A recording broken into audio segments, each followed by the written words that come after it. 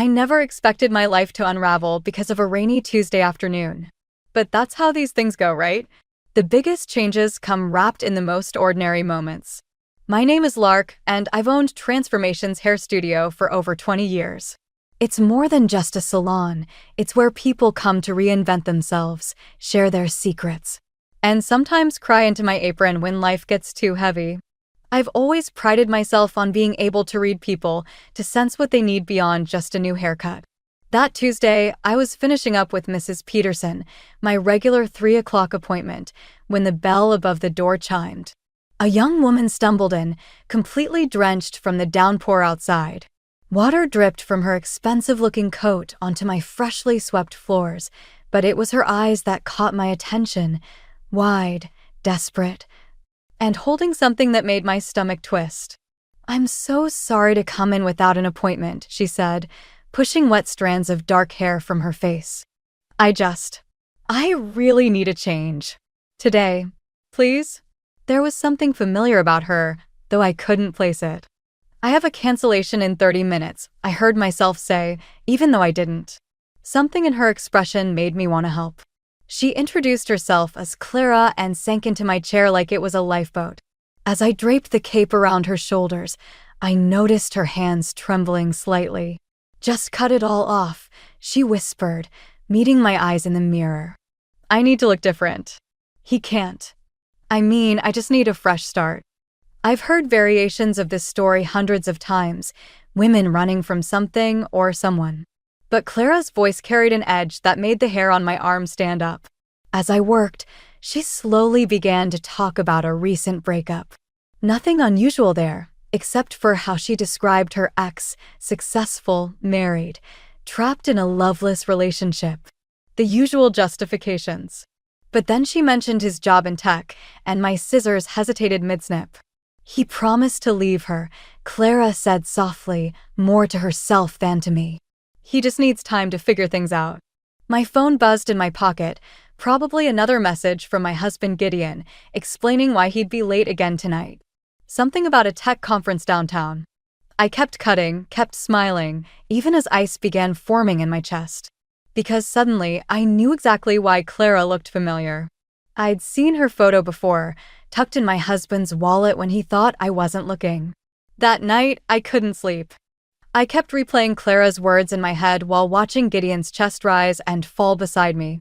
He'd come home late again, smelling of expensive cologne that wasn't his usual brand. When I asked about the tech conference, he'd mumbled something about networking and passed out almost immediately. The next morning, I noticed something different about him as he got ready for work. He'd lost weight, a lot of it actually. His suits hung looser, and there was a new definition to his jaw that hadn't been there 6 months ago. How had I missed these changes? "I'm thinking of joining that new gym downtown," he announced over coffee. "The one near the office. Doctor says I need to watch my heart." I nodded, studying his face. "That's where Zara works, right? As a trainer." "Does she?" He didn't meet my eyes, suddenly very interested in his phone. "Hadn't noticed." Later that day, Orion stopped by the salon during my lunch break. My son looked troubled, his usually neat appearance slightly disheveled. He picked at his sandwich while I pretended to organize my styling tools. "Mom," he finally said, "have you noticed anything weird about Zara lately?" I paused, scissors in hand. "Weird how?" "She's been having these long phone calls. Always steps outside to take them." He ran a hand through his hair, a gesture so like his father's it made my chest ache. "Last night, I heard her mention Dad's name. When I asked about it, she got defensive. Said I was paranoid." My stomach churned. "Maybe it's about the family dinner next week?" Even as I said it, I knew it wasn't true. "Maybe." Orion didn't sound convinced. "It's just, she's been pushing to buy a house. A big one. Way out of our budget. But she keeps saying not to worry about the money." Just then, the bell chimed. Through the window, I saw Gideon's car pull into the parking lot. But instead of coming inside, he stayed there, talking on his phone. A moment later, Zara walked past the salon, gym bag over her shoulder. She glanced inside, saw us watching, and quickly looked away. Then she got into Gideon's car. That's weird, Orion said, frowning. She told me she had clients all afternoon. I squeezed his shoulder, trying to keep my hand from shaking. Honey, I think we need to talk. But before I could continue, my phone buzzed. A text from Clara. Can we meet?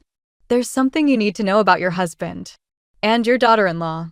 I met Clara at a quiet coffee shop across town, far from my usual spots. She was already there, fidgeting with a napkin, her newly short hair making her look younger and more vulnerable than before. Orion sat beside me, his jaw clenched tight enough to crack teeth. I'm sorry, Clara started, her voice barely above a whisper. I didn't know how deep this went at first. I thought I was special to Gideon, but then I found out about the others. Orion's hand gripped mine under the table. Others? Clara pulled out her phone, sliding it across the table. Zara's been organizing things. She finds women, introduces them to your father at the gym. Then Clara swallowed hard. She takes pictures. Evidence. My fingers trembled as I scrolled through the messages. Zara's name appeared repeatedly alongside numbers, large numbers. Bank transfers, dates, locations. She's blackmailing him, I said, the words tasting bitter in my mouth. Not just him. Clara's eyes met mine. There are other executives. Zara has a whole network. She uses the gym to meet wealthy married men, gains their trust, then introduces them to women like me. Once things get complicated, she steps in with proof. Demands money to keep quiet. Orion stood up so suddenly his chair crashed backward. You're lying. Honey, I started, but he was already pulling out his own phone. Look, he said, pulling up his banking app. Our joint account. The one Zara's been pushing me to close. His voice cracked. There's been regular deposits.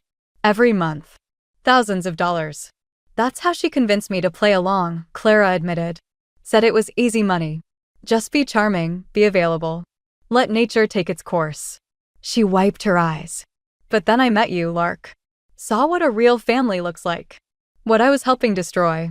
My mind raced back through the past year, Zara's sudden interest in working at the gym, her expensive new clothes, the house hunting above their means. All while my son worked extra freelance jobs to save for their future. Why tell us now? I asked Clara. Because Zara's getting greedy. She's threatening to expose everything unless Gideon pays more. And she hesitated. She's pregnant. The coffee shop seemed to tilt sideways. Orion made a sound like he'd been punched. Is it? I couldn't finish the question. She says it's Gideon's. Clara wouldn't meet our eyes. But she's told that to 2 other men too. All of them are paying to keep it quiet. My phone buzzed. A text from Gideon. Where are you? We need to talk. Zara just showed up at my office. I looked at my son, seeing the same cold fury in his eyes that I felt in my heart. No, I said, standing up. We're done talking. It's time for action. The drive to Gideon's office felt like walking into a trap, but I wasn't the prey anymore. Orion insisted on coming with me, his hands white-knuckled on the steering wheel. Clara's evidence was safely backed up on both our phones, insurance against whatever game Zara thought she was playing. We found them in Gideon's corner office, my husband of 30 years looking small behind his massive desk, Zara perched on the edge like she owned it. She didn't seem surprised to see us. Perfect timing, she said, smoothing her designer dress over her still flat stomach. We were just discussing family matters. Like how you've been blackmailing my father. Orion's voice could have frozen hell. Zara's smile didn't waver. Blackmail is such an ugly word. I prefer mutual arrangement. Right, Gideon. My husband wouldn't meet my eyes. Lark, I can explain dash. Can you explain this? I pulled up the photos Clara had shared. Or these bank statements. Or maybe you'd like to explain why our daughter-in-law is claiming to carry your child. Among others, Orion added, his voice breaking slightly. Zara's composure cracked for just a moment. Clara talked. Interesting. She stood, moving to the window. Did she mention her role? How eagerly she played her part. She did, I said. She also mentioned the other executives. Their wives might be interested in your business model. You wouldn't. But Zara's confidence was slipping. You destroy your own family's reputation. Your salon dash. My salon will survive. Your house of cards won't. Gideon finally found his voice. The pregnancy. It can't be mine. We were careful, dash. Were you? Zara turned, something dangerous in her eyes. Like you were careful with the company funds you've been embezzling to pay me? The board might have questions about that. The room went silent. Orion looked at his father in horror. Dad? I had to, Gideon whispered. She knew about everything, the affairs, the money laundering through the tech conferences, all of it. I thought I could handle it. Handle it? Zara laughed. You handed me everything I needed on a silver platter. All those lonely nights while Lark worked late at the salon. It was almost too easy. I felt oddly calm as the last pieces fell into place. You planned this from the start. Getting the job at the gym, marrying my son. I needed access, she shrugged. Orion was. Convenient. My son moved so fast I barely saw it. But instead of confronting Zara, he went to his father's computer and started typing. What are you doing? Zara's voice held the first note of real fear I'd heard. Sending everything to the board, Orion said quietly. All of it. Let them sort out who's guilty of what. You'll go down with us, Gideon warned. Orion looked at me, and I saw my own determination reflected in his eyes. Some things are worth burning for. The board meeting was called for 9 the next morning. I sat in my car outside the corporate office, watching executives hurry in with grim faces. Orion had sent everything, every document, every photo, every transaction. The match was lit. Now we'd watch it burn. My phone buzzed with a message from Clara. Zara's gone. Emptied her accounts this morning. I'm sorry. Before I could respond, a tap on my window made me jump. Gideon stood there, looking older than I'd ever seen him. They're asking for you too, he said quietly. As a character witness. The elevator ride up was silent. 30 years of marriage reduced to avoiding each other's reflection in the polished doors. In the boardroom, faces turned to study me, these men who'd probably seen my husband's indiscretions as just another business expense. Mrs. Simmons, the board chairman began, we understand you have direct knowledge of certain activities involving company funds. I opened my mouth to speak, but another voice cut through the room. She knows nothing. Zara stood in the doorway, designer bag still on her shoulder. She looked like she hadn't slept. I have a counteroffer, she announced, dropping a USB drive on the table. Everything about everyone. Not just Gideon. Every executive who used my services, every penny laundered through fake conferences, every affair arranged through the gym. Names, dates, receipts. She smiled thinly. I was very thorough. The room erupted in whispers. I watched these powerful men squirm, saw their faces pale. You'd implicate yourself, someone argued. I'm already implicated, Zara shot back. But I can either go down alone or take this whole company with me. Your choice. Orion stepped forward. Mom, don't let them dash. Actually, I interrupted. Standing up, I have something to say. I pulled out my phone. Press play on the recording from yesterday's confrontation in Gideon's office. Zara's confession filled the room. But that's not all, I continued, meeting each board member's eyes. While you were busy covering up scandals, I was building something honest. My salon has served this community for 20 years. And every woman who's ever sat in my chair? They're all watching this live stream right now. I held up my phone, showing the active broadcast to my salon's social media page. Thousands of viewers were already commenting. You can bury this, I said calmly, but you'll bury yourselves too. Or we can clean house. Starting with my husband and my former daughter-in-law. Zara's composure finally cracked.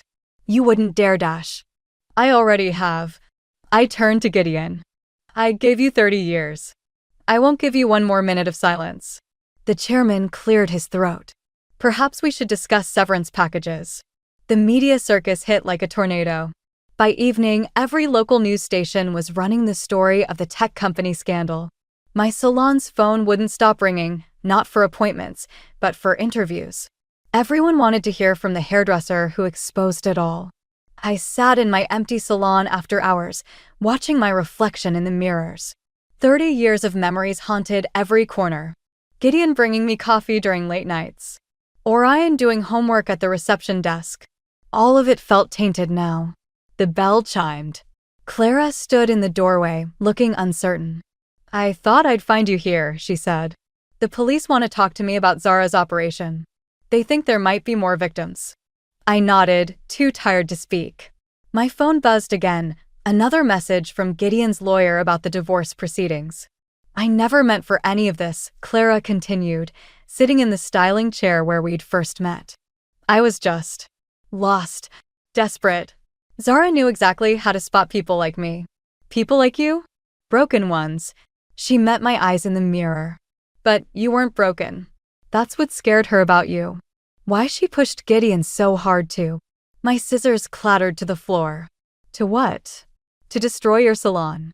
The company was going to buy this building, force you out. Make it look like business as usual." Clara's voice cracked. "Zara said if you had nothing left, you'd be easier to control." The room spun. All those nights Gideon spent reviewing property documents, claiming he was helping me expand the business.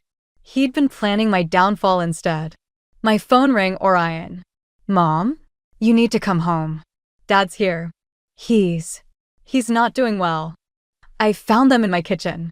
Gideon sat at the table, head in his hands. Papers spread before him, bank statements, property deeds, evidence of years of manipulation. "I transferred everything back," he whispered. "The salon, the house, your savings. It's all in your name now." "Why?" My voice sounded strange to my own ears. "Because Zara was right. I wanted to break you. Make you need me again." He looked up, eyes red. "But you were always stronger without me." I just couldn't bear to see it. Orion moved to stand beside me, but I held up my hand. 30 years of marriage, and I finally saw the truth. Every compliment, every gesture of support, they'd all been chains, disguised as love. "Get out," I said quietly. "Both of you." Mom dash. "I need to be alone." The weight of everything, the betrayal, the lies, the years wasted, pressed down like concrete. "I need to remember who I am without any of you." The door clicked shut behind them. In the silence, I heard something break inside me, and something else, something stronger, begin to rise from the ruins. The police found Zara at the airport, ticket to Dubai in hand. They brought her to the station where I waited with Orion. Through the interrogation room window, she looked smaller somehow, her designer clothes wrinkled, her makeup smeared. "She wants to talk to you," the detective said. "Only you." Orion grabbed my arm. "Mom, don't dash. I need to know why."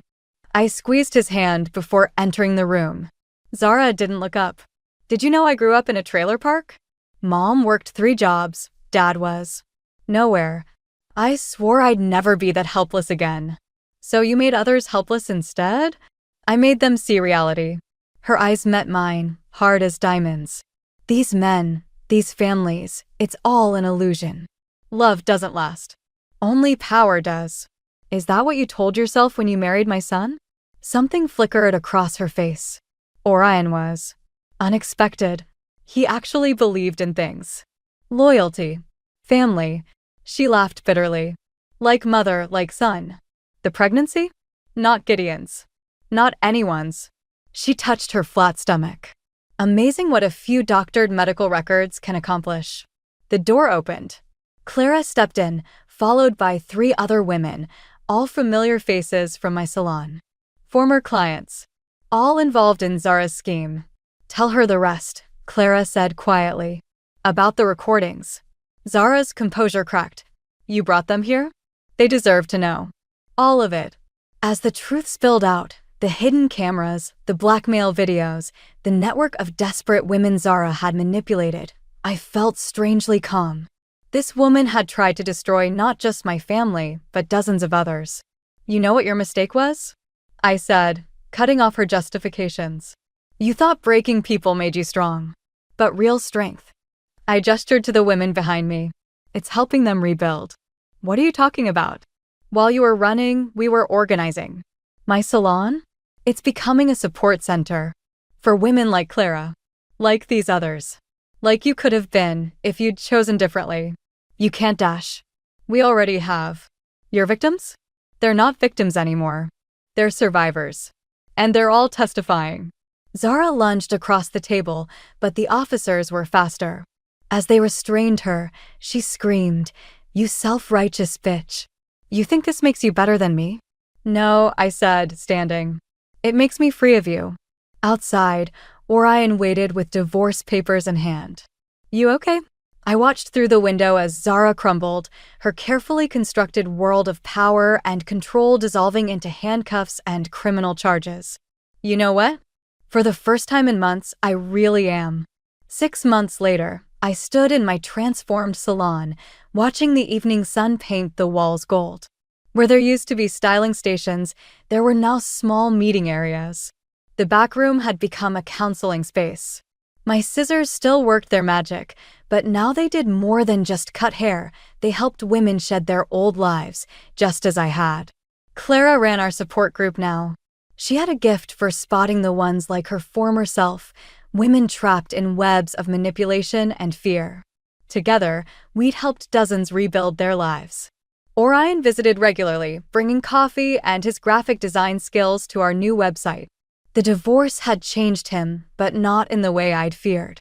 He was stronger, more determined. Like mother, like son. Last client's gone, he called from the front desk. "Ready to lock up?" That's when I saw Gideon through the window, standing in the parking lot. He looked older, grayer. The corporate scandal had cost him everything: his job, his reputation, his freedom.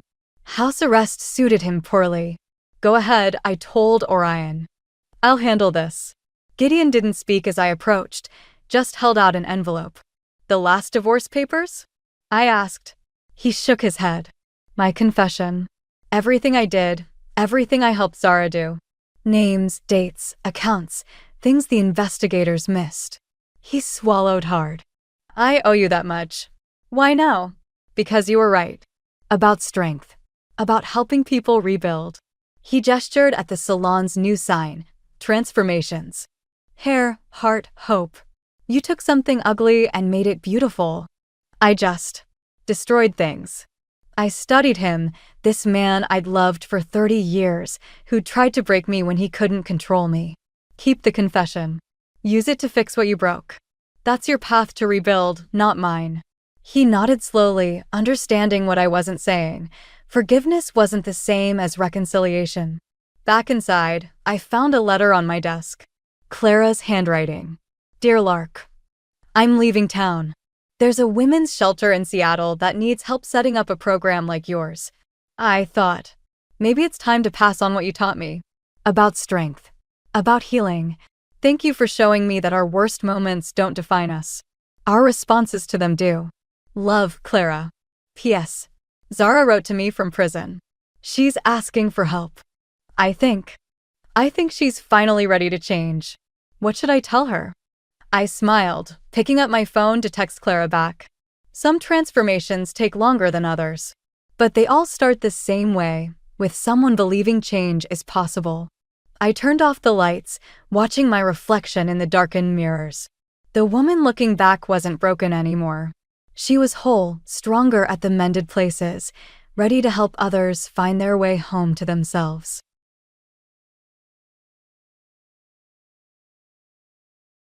"Your son doesn't belong to my brother," Amanda announced, standing up at our weekly family dinner. The room fell silent, wine glasses frozen midway to lips, forks clattering against plates. I felt my husband Michael's hand tighten around mine under the table. "My name is Olivia, and at 35, I never expected to have my sister-in-law try to destroy my family over a Sunday roast." But there she stood, perfectly styled as always, holding what she claimed was proof that my 8-year-old son wasn't her brother's child. "I have the DNA test results right here," she continued, pulling out an envelope with theatrical flair. "I had Tommy's hair tested against Michael's. The results speak for themselves." My mother-in-law Eleanor gasped, clutching her pearls like a character from a soap opera. My father-in-law James just stared at his plate, avoiding everyone's eyes. But I remained calm, thinking about what I discovered in the basement that morning while looking for old photo albums. "Where did you get my son's hair?" Michael demanded, his voice shaking with anger. Amanda smiled, that same condescending smile she'd worn since the day Michael introduced me to his family 12 years ago. From his baseball cap, dear brother. The one he left at my house last weekend. I was just looking out for you. You deserve to know the truth about your wife. I watched her performance with an odd sense of detachment. This wasn't really about Tommy or Michael or even me. This was about the letter I found, yellowed with age, hidden inside a box of old Christmas decorations. Well? Eleanor turned to me, her voice sharp. What do you have to say for yourself? I took a sip of water, my hand steady. I think Amanda should be careful about throwing stones in glass houses. Amanda's perfectly plucked eyebrows drew together. What is that supposed to mean? It means, I said carefully, that I spent the morning in the basement, looking through old boxes for Tommy's baby photos. You know how he wanted to see them for his school project. I paused, watching her face. I found something interesting.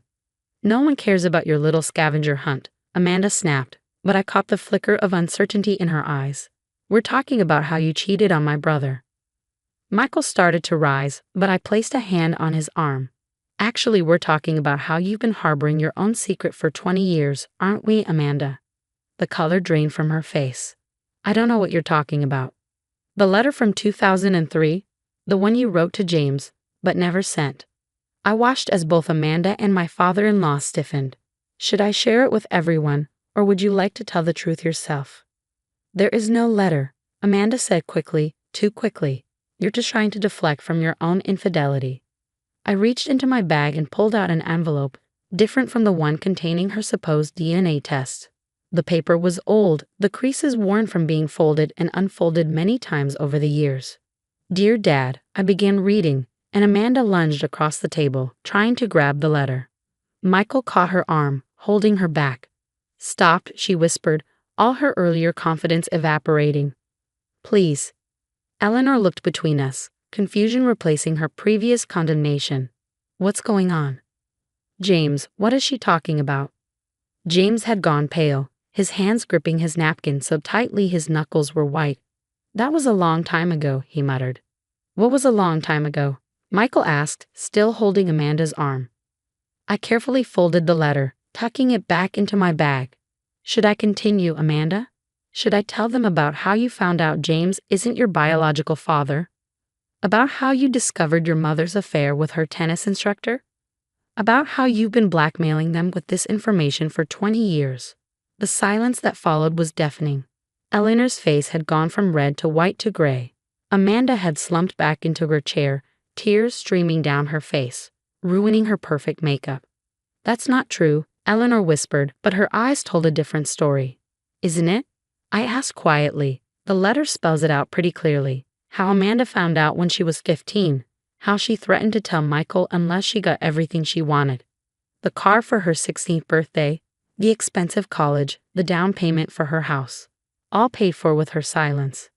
Michael released Amanda's arm like it had burned him. Is this true? He asked, looking between his sister and his parents. All these years you've been lying to me. Amanda wiped at her tears, leaving black streaks across her cheeks. You don't understand. I was just a kid when I found out. I was scared and angry and you've been manipulating everyone ever since I finished for her, including trying to destroy my marriage with false DNA tests because I wouldn't loan you money last month for your gambling debts. The DNA test envelope lay forgotten on the table. I picked it up, opening it. Let me guess. These results are fake, just like the story you tried to spin. Amanda didn't answer, but her silence was confirmation enough. How dare you? Michael's voice was low, dangerous. How dare you try to hurt my wife, my son, just because she wouldn't enable your addiction? Eleanor had started crying quietly while James stared into space, looking older than I'd ever seen him. The perfect family facade had finally cracked, revealing the secrets and lies beneath. I found that letter this morning, I said into the heavy silence. I wasn't going to say anything. It wasn't my secret to tell. But then you tried to destroy my family, Amanda. You tried to make my son question his identity, my husband question his marriage, all because I refused to give you money for your gambling debts. Tommy was at a sleepover, thankfully missing this implosion of family trusts. I thought about him, about how much he looked like Michael, about how Amanda's cruel lie could have hurt him if things had played out differently. I think, I said, standing up and gathering my things, that this dinner is over. Michael? My husband stood, his movements stiff with anger. He looked at his family, his sister who had tried to destroy his marriage, his parents who had lied to him his entire life. And I saw the moment he made his decision.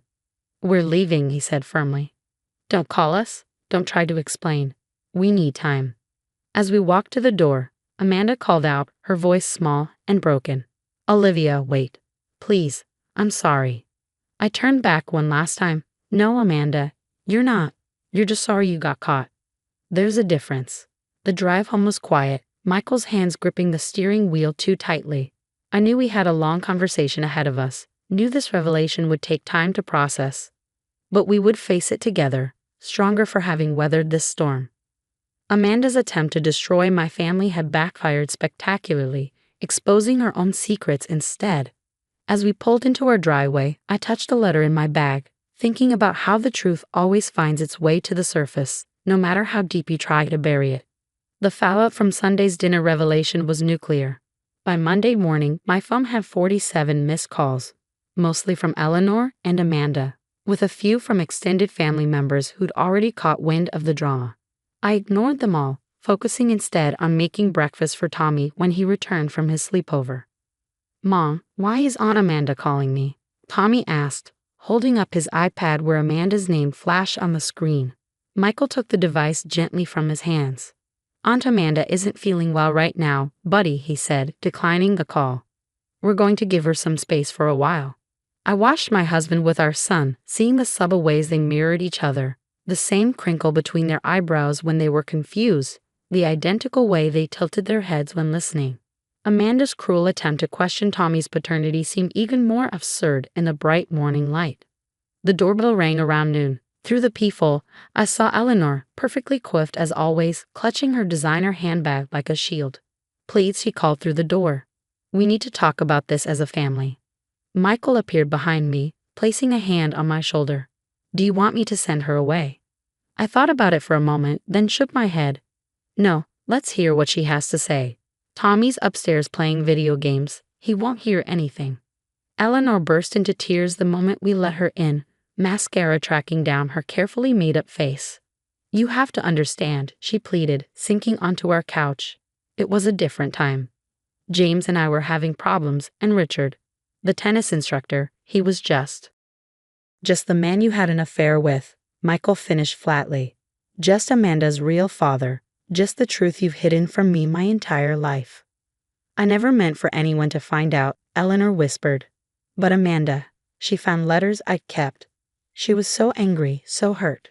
She threatened to tell everyone, to destroy our family's reputation. We just wanted to protect her, to keep her from that pain. So instead you gave her everything she wanted, I said. You let her manipulate you for 20 years, and now she's trying to destroy my marriage because I wouldn't enable her gambling addiction.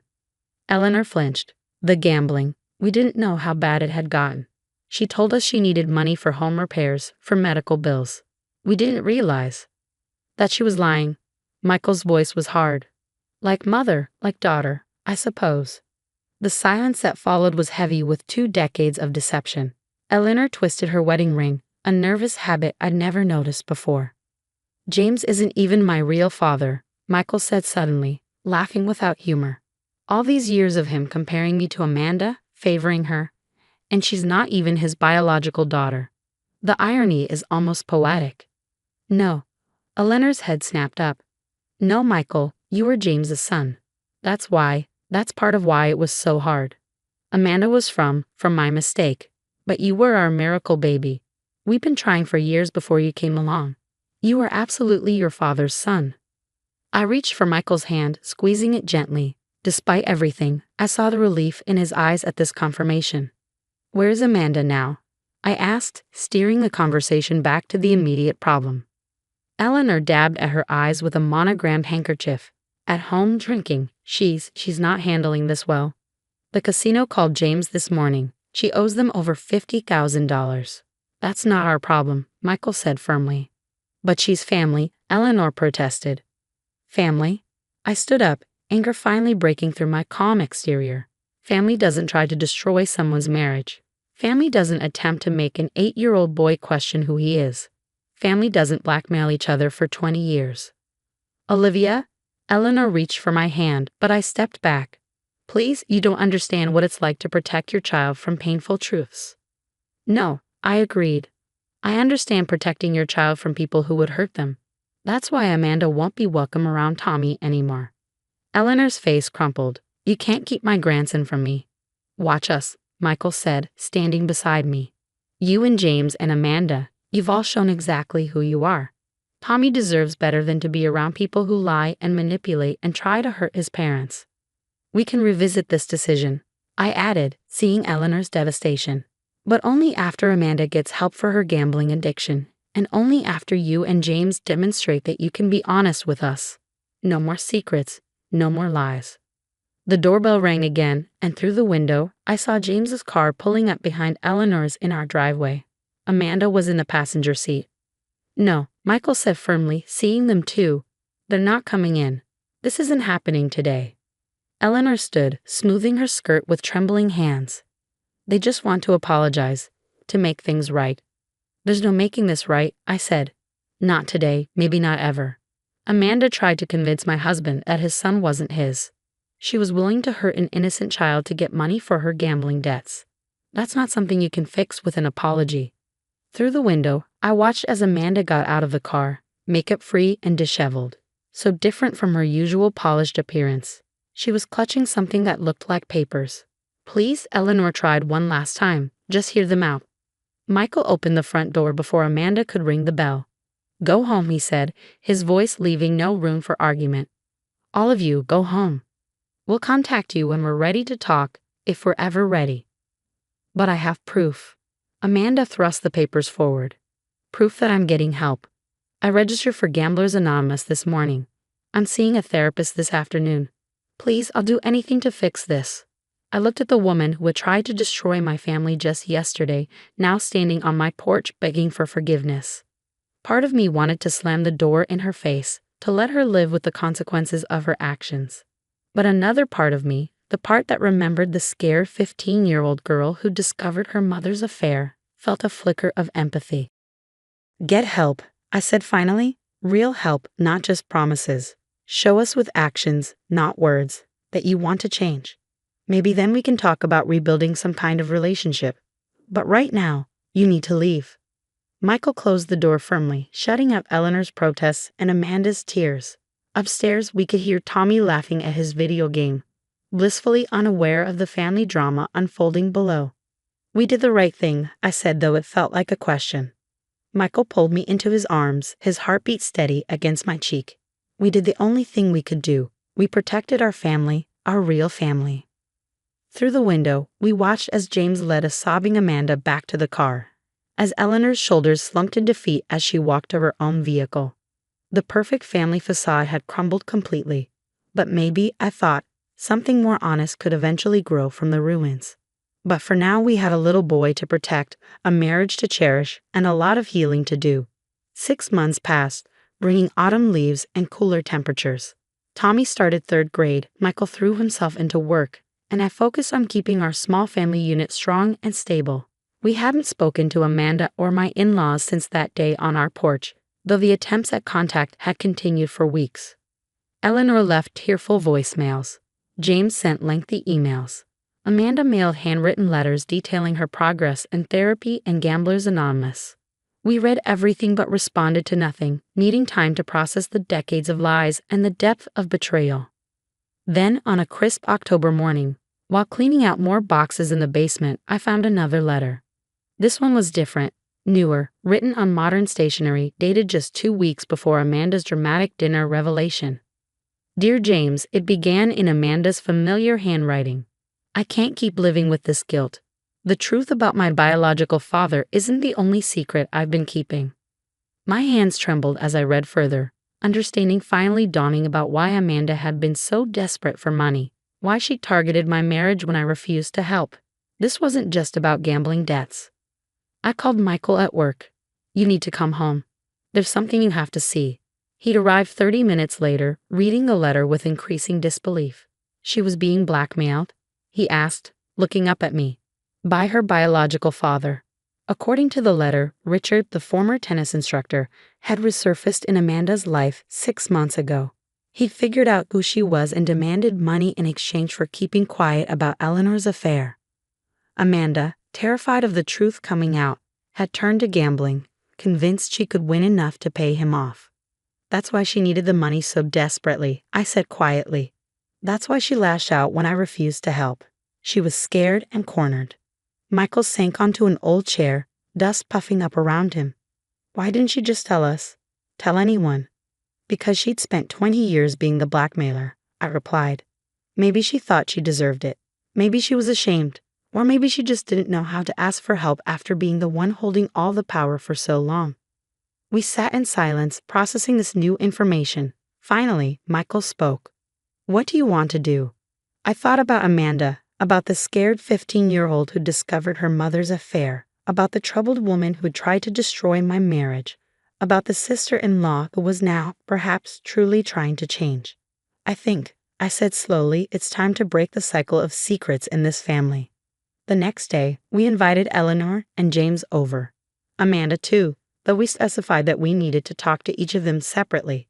Eleanor and James came first, sitting stiffly on our couch while Tommy was at soccer practice. I handed them Amanda's unsent letter. Read this, I said. Then we need to talk about how to help your daughter. They read in silence, Eleanor's hand covering her mouth, James's face growing darker with each line. When they finished, Eleanor was crying again.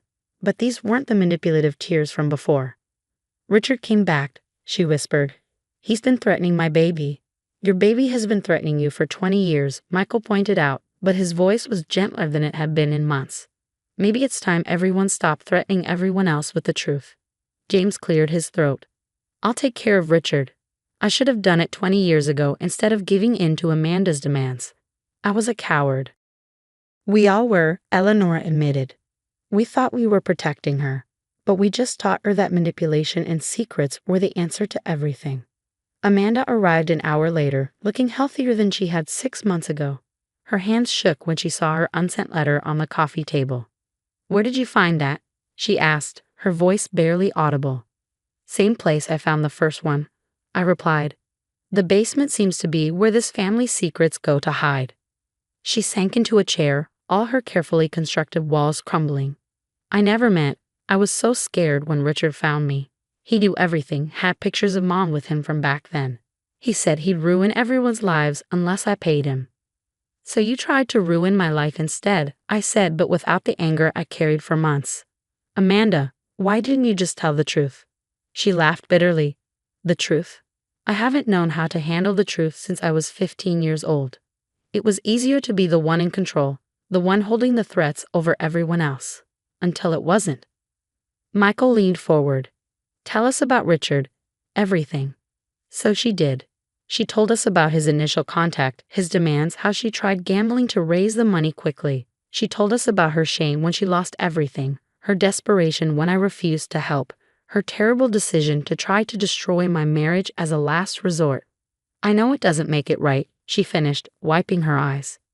Nothing makes it right, but I am getting help. Real help, not just for show.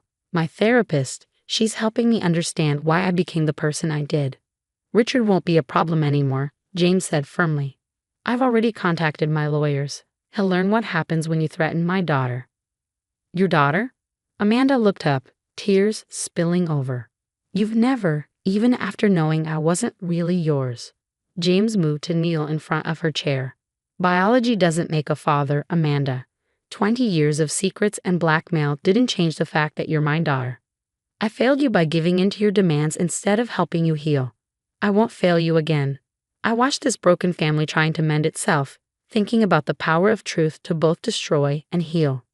Michael squeezed my hand, and I knew he was thinking the same thing. We can't go back to how things were, I said finally. Too much has happened. But maybe we can go forward differently. No more secrets, no more manipulation. Just truth, even when it's hard. Even when it hurts. I'd like that, Amanda whispered. I'd like to know who I am without all the secrets. Then that's where we start, Michael said. And maybe eventually you can be part of Tommy's life again. But only if you continue getting help, only if you prove we can trust you. Amanda nodded, understanding this wasn't forgiveness yet, but it was a chance. A chance to rebuild, to heal, to become something different than what secrets and lies had made them. Later that night, after everyone had left, Michael and I sat on our porch swing, watching the stars emerge. "Do you think we're doing the right thing?" he asked, giving them another chance. I thought about the letters in the basement, about family secrets and the damage they cause, about the possibility of healing if you're brave enough to face the truth. "I think," I said slowly, "that sometimes the hardest person to forgive is yourself." Amanda's learning that. Your parents too. Maybe that's where real change begins. He pulled me closer, and we sat in comfortable silence, knowing that while the road ahead wouldn't be easy, at least it would be honest. Sometimes that's all you can ask for in a family, the chance to start again, with truth as your foundation.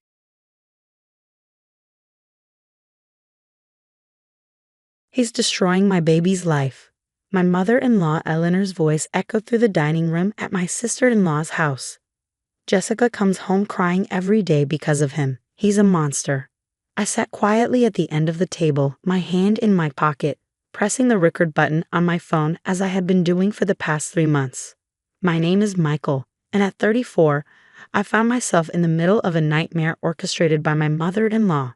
I'd been married to Jessica for 5 years, and everything was perfect until Eleanor lost her husband 6 months ago. That's when the accusations started. "Did you hear what he did last week?" Eleanor continued, her perfectly manicured hands gesturing wildly. "He refused to let Jessica visit me when I was sick. He's isolating her, just like those abusers on TV." The family around the table shifted uncomfortably, some avoiding my gaze, others shooting me suspicious looks. The truth? Jessica had a crucial presentation at work that day, one she'd been preparing for months. She decided herself not to visit. But in Eleanor's revised version of reality, I was the controlling villain keeping her daughter away from her grieving mother. I took a sip of water, maintaining my composure as Eleanor launched into another fabricated story about how I supposedly monitored Jessica's phone calls. Under the table, my phone continued recording. Next to me, an empty chair sat where Jessica should have been.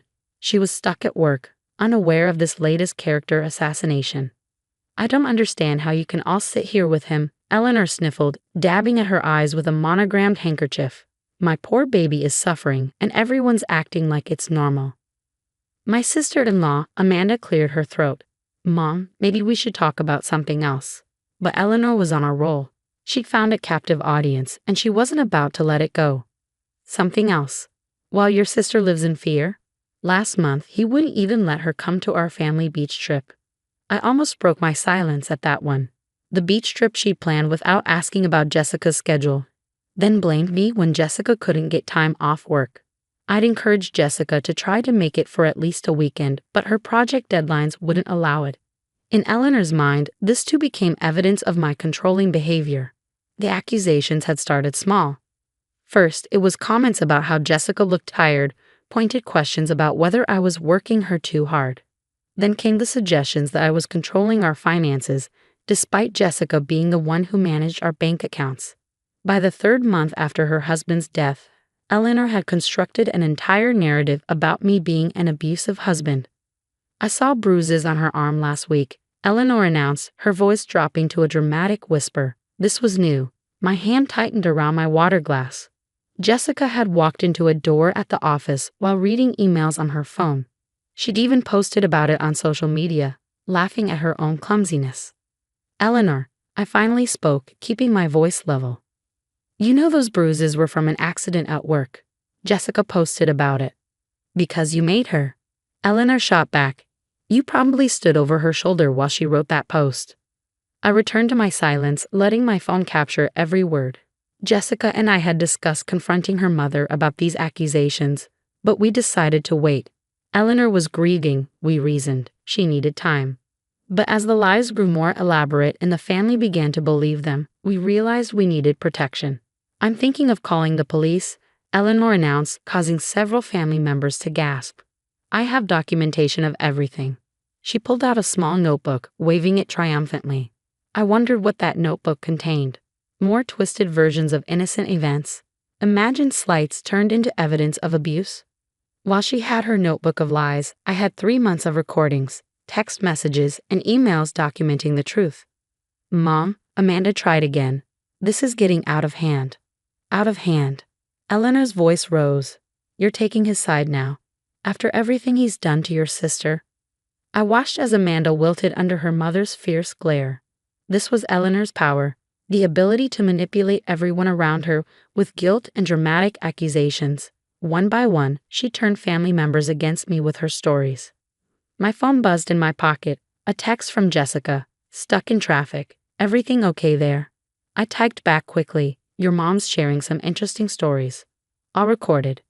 Eleanor noticed me texting and pounced. See, he's probably telling her what to say right now. Controlling her every move. I slipped my phone back into my pocket, making sure it was still recording. Christmas was 3 weeks away, and Eleanor had insisted on hosting a family gathering. Jessica and I had already planned our response. We just needed to gather enough evidence. I think we should ban him from Christmas, Eleanor declared, looking around the table for support. Make it a safe space for Jessica.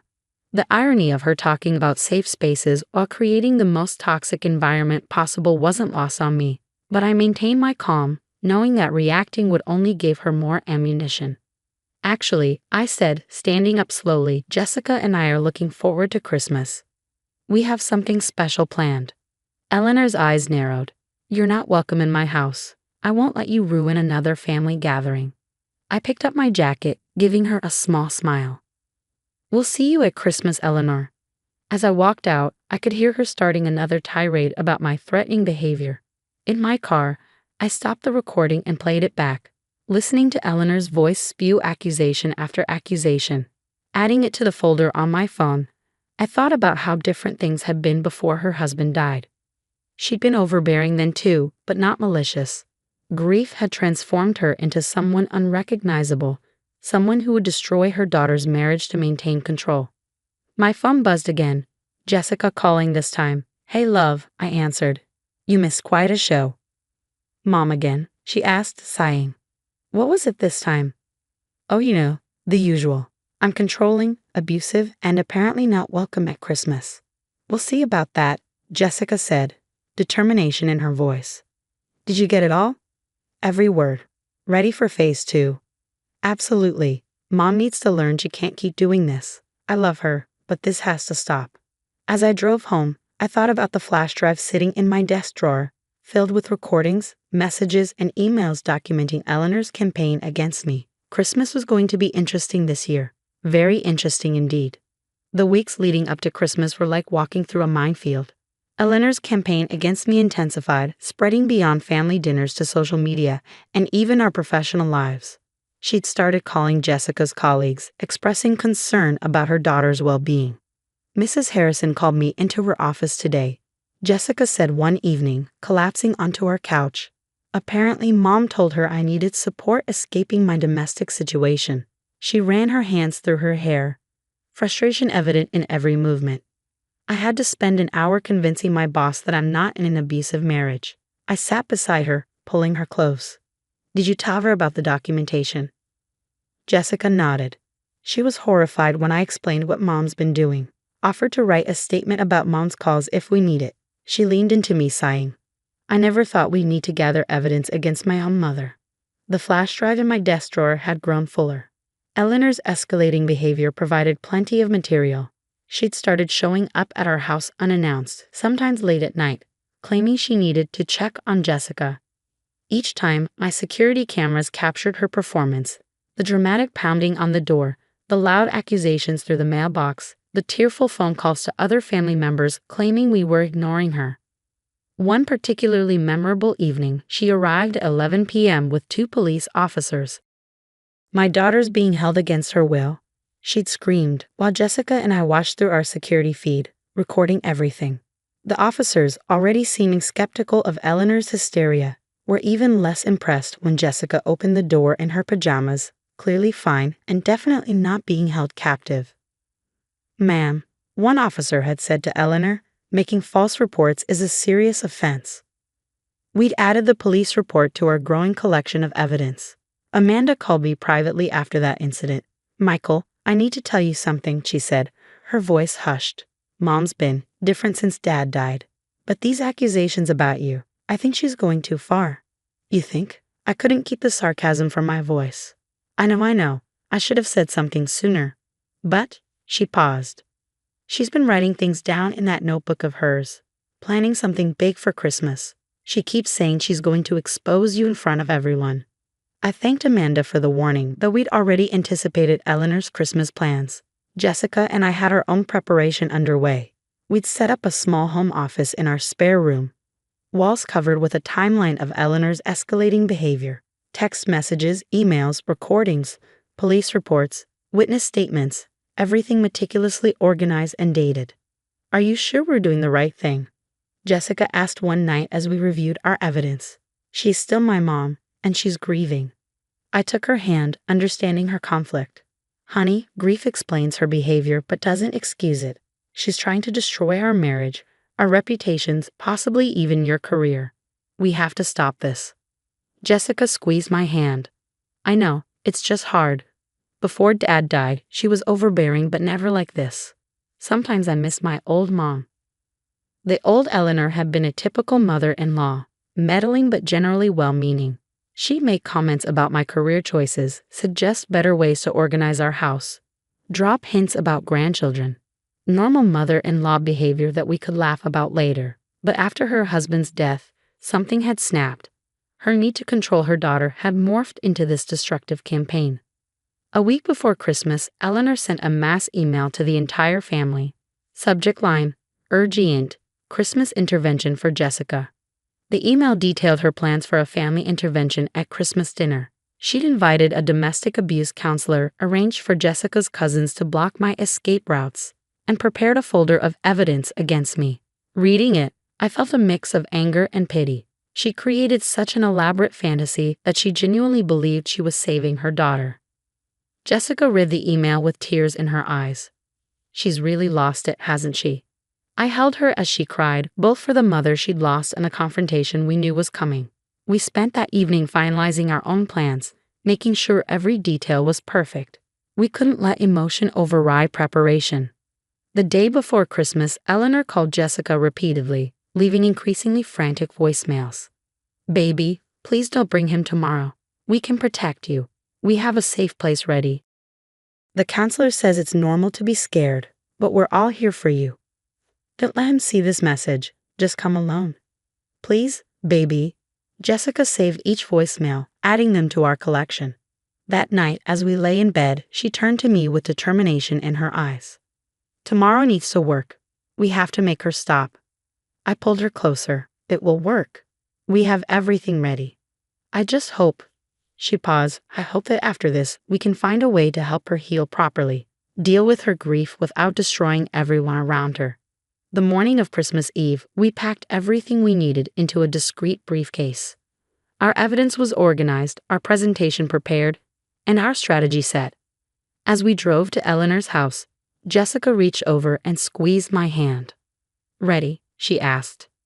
I nodded, thinking about the months of accusations, the family relationships strained, the professional implications we'd narrowly avoided. Ready. Eleanor's house was decorated elaborately for Christmas, every surface covered in festive ornaments. The perfect setting for her planned intervention. Family members' cars lined the driveway, and through the window, we could see people gathering in the living room. Jessica. Eleanor rushed out as soon as we pulled up. Baby, you came alone like I asked, right? He's not. She stopped short, seeing me emerge from the driver's side. Merry Christmas, Eleanor, I said calmly, retrieving our briefcase from the back seat. Her face darkened. How dare you come here? I explicitly said. Mom, Jessica cut her off, her voice firm. Michael and I have something to share with everyone, and you're going to want to see this. Eleanor's eyes fixed on the briefcase in my hand. What's that? Are you threatening us? See, everyone. She called out to the family members now watching from the doorway. See how he tries to intimidate us. Jessica took my hand, and together we walked toward the house. Behind us, Eleanor continued her performance, calling out warnings and accusations. But we knew that in just a few minutes, everything would change. As we entered the living room, I caught sight of the domestic abuse counselor Eleanor had invited, sitting uncomfortably on the couch. Perfect. A professional witness was exactly what we needed. Everyone, Jessica announced, her voice steady despite Eleanor's continued protests. It's time for the truth to come out. The living room was silent as I set up the laptop and small projector we'd brought.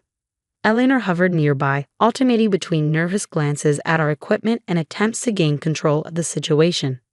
We're here to help Jessica, she announced to the room. That briefcase probably contains more evidence of his abuse. She turned to the counselor.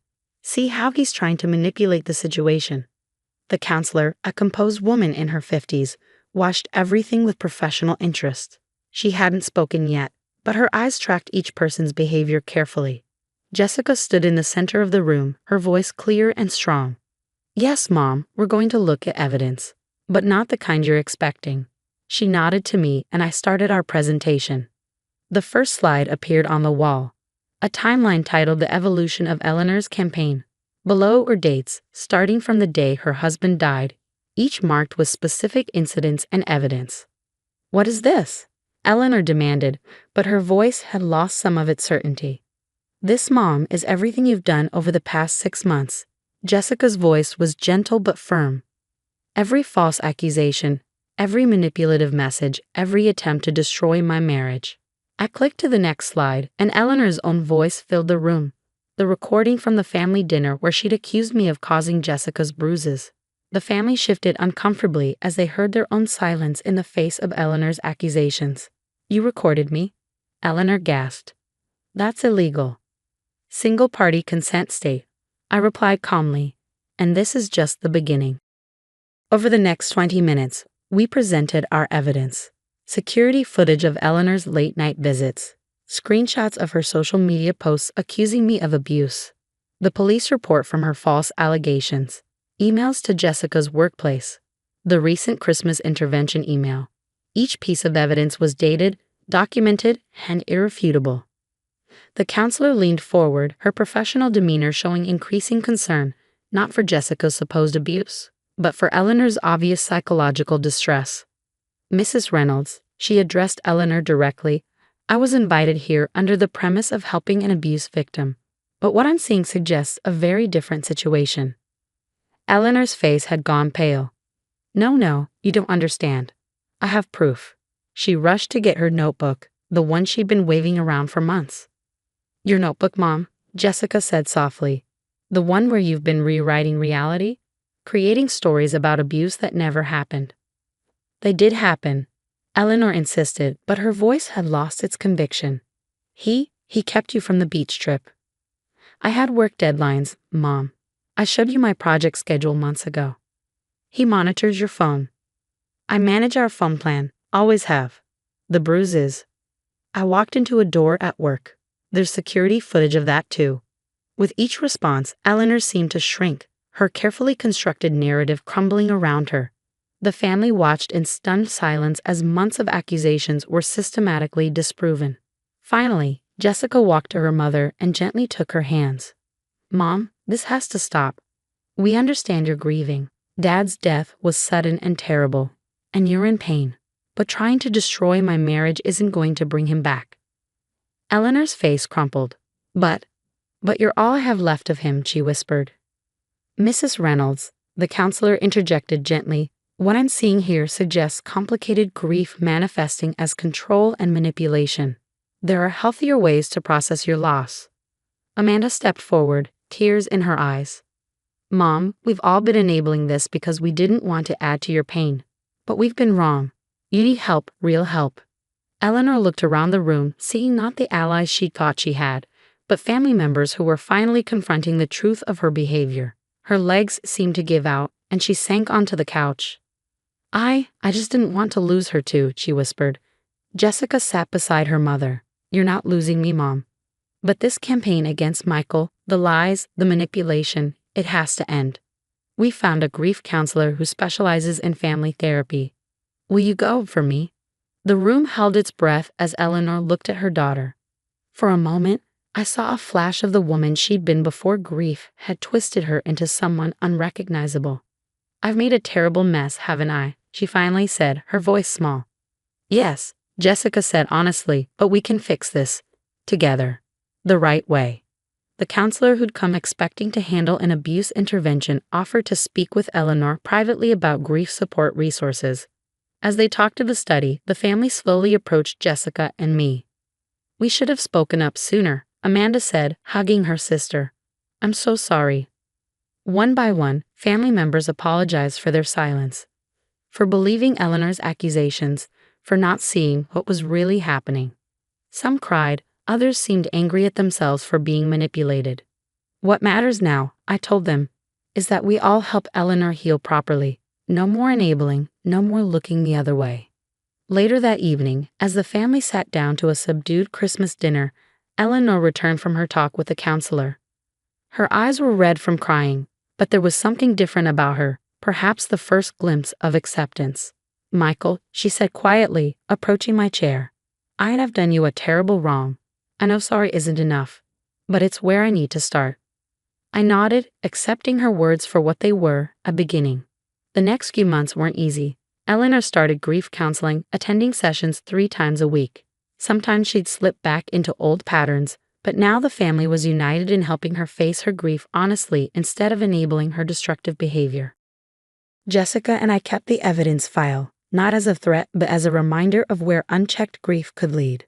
Slowly, we saw glimpses of the old Eleanor returning, still occasionally overbearing but no longer malicious.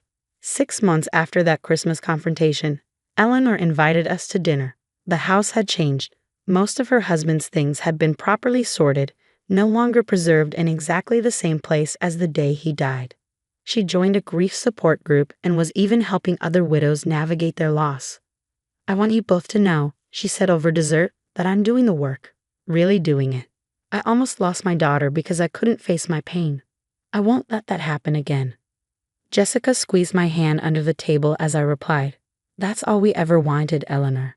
For you to heal. Later that night, as Jessica and I got ready for bed, she smiled at me in the bathroom mirror. Thank you, she said softly. For what?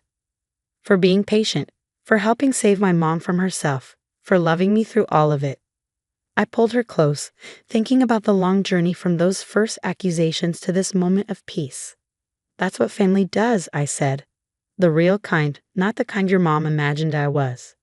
Jessica laughed, a genuine, healing sound. Speaking of mom, she asked if we want to go to the beach next month. All of us. The right way this time. I smiled. I'd like that. Sometimes I realize the happy ending isn't about winning or proving you're right. Sometimes it's about having the courage to help someone face their pain, even when they've hurt you. Eleanor's journey from grief-stricken antagonist to healing mother-in-law wasn't the ending I'd expected, but it was the one our family needed.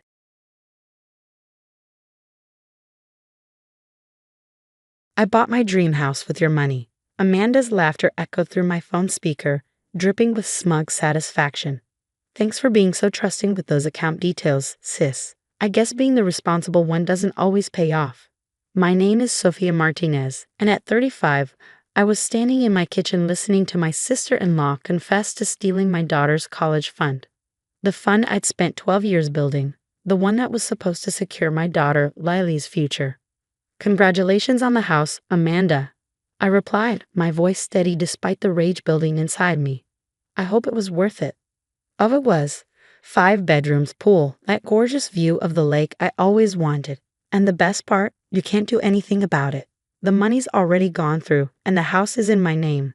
She paused, probably expecting me to break down or threaten her. Don't worry, I'm sure Lily can take up student loans like regular people. I ended the call and looked out my kitchen window, where my 12-year-old daughter was reading in her favorite spot under the old oak tree. Lily, with her father's dark eyes and my determination, had no idea her aunt had just tried to steal her future. But Amanda had made one critical mistake. She didn't know who really controlled that trust. You see, 5 years ago, when my husband Mark died in a car accident, his sister Amanda started showing her true colors. She'd always been entitled, the spoiled youngest child who got everything she wanted. But after Mark's death, she became obsessed with what she called her rightful share of his estate. What Amanda never understood was that Mark had been smarter than she gave him credit for. He knew his sister's tendencies, her history of financial manipulation. So when we set up Lily's college fund, we did it through a special trust with very specific conditions. I picked up my phone and called David Chen, our family lawyer. David, it's Sophia. Amanda finally did it. She accessed the trust account. There was a pause, then a low chuckle. Let me guess, she didn't read the fine print. Apparently not. Can you pull up the trust documents? I want to make sure everything's in place before we proceed. Already on it, David replied. You know, in 15 years of practicing law, I'd never seen anyone fall for this setup quite so perfectly. Your husband was a genius. He was right. Mark had structured the trust so that anyone attempting unauthorized access would trigger a series of legal mechanisms. The money Amanda thought she'd stolen wasn't actually Lily's college fund. That was safely secured in a different account. What she'd taken was the bait, a smaller account we set up specifically because we knew she'd try something like this eventually. My phone buzzed with another call from Amanda. I ignored it, watching as text messages started flooding in. Why aren't you freaking out? You're being weird about this. Did you hear me? I took your money. I smiled, remembering the day Mark and I had set this up. Amanda's going to try something eventually, he'd said, looking worried. She always does. We need to protect Lily's future. Now, 5 years later, his prediction had come true. But we were ready. The doorbell rang, startling me from my thoughts. Through the window, I could see Amanda standing there, perfectly manicured and wearing designer clothes that probably cost more than most people's monthly salary. Her new BMW was parked in my driveway, another symbol of her materialistic lifestyle. Lily, honey, I called out to my daughter. Can you go up to your room for a bit? I need to talk to Aunt Amanda. Lily gathered her books, giving her aunt a quick wave through the window before heading inside. As she passed me, she squeezed my hand, a gesture so like her father's it made my heart ache. I opened the door, and Amanda strutted in like she owned the place. Why aren't you upset? She demanded, throwing her expensive handbag onto my couch. I just took your precious daughter's college fund, and you're acting like nothing happened. Would you like some coffee? I asked calmly, moving toward the kitchen. I think we should discuss what happens next. What happens next? Amanda scoffed, following me. What's there to discuss? The money's gone. The house is mine. I just came by to see your face when reality finally hits you. I took my time preparing 2 cups of coffee, letting the silence stretch uncomfortably. Amanda had always hated silence. It made her nervous, made her talk too much, reveal too much. You know, I said, finally sliding a cup toward her. Mark always said you never read the fine print. Too impatient, he'd say. Too sure you knew better than everyone else. Amanda's perfectly penciled eyebrows drew together. What are you talking about? The trust you accessed? It wasn't Lily's college fund. That's somewhere else, somewhere you'll never find it. What you stole was the trust, Mark, and I set up specifically for you. A trap, you might say, for anyone attempting to steal from our daughter. The color drained from Amanda's face. You're lying. I saw the account details, the balance, everything. Did you read the trust conditions, the legal implications of unauthorized access, the penalties?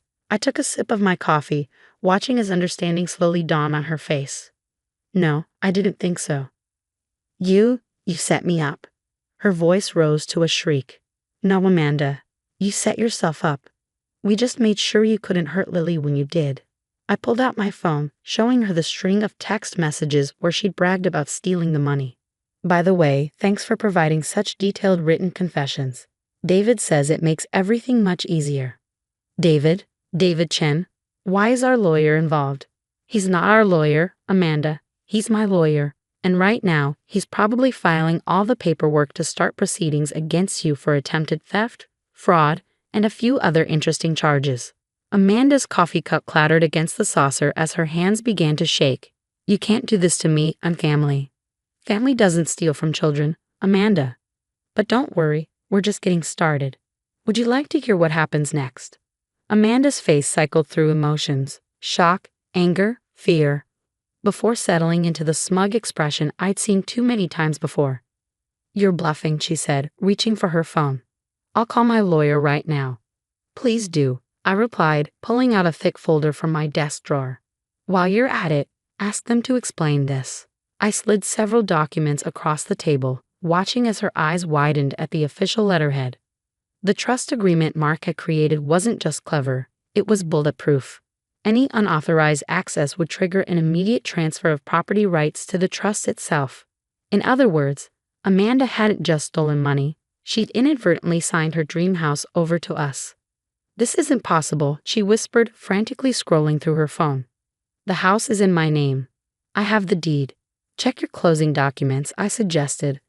Specifically, the part about property liens and trust obligations. You did read those before signing, right? Her hands trembled as she pulled up the documents on her phone. I could pinpoint the exact moment she found the clause. Her perfectly maintained composure cracked like thin ice. "No, no, no," she muttered, her voice rising with each word. "This can't be happening. Do you know what I went through to get that house? The strings I pulled."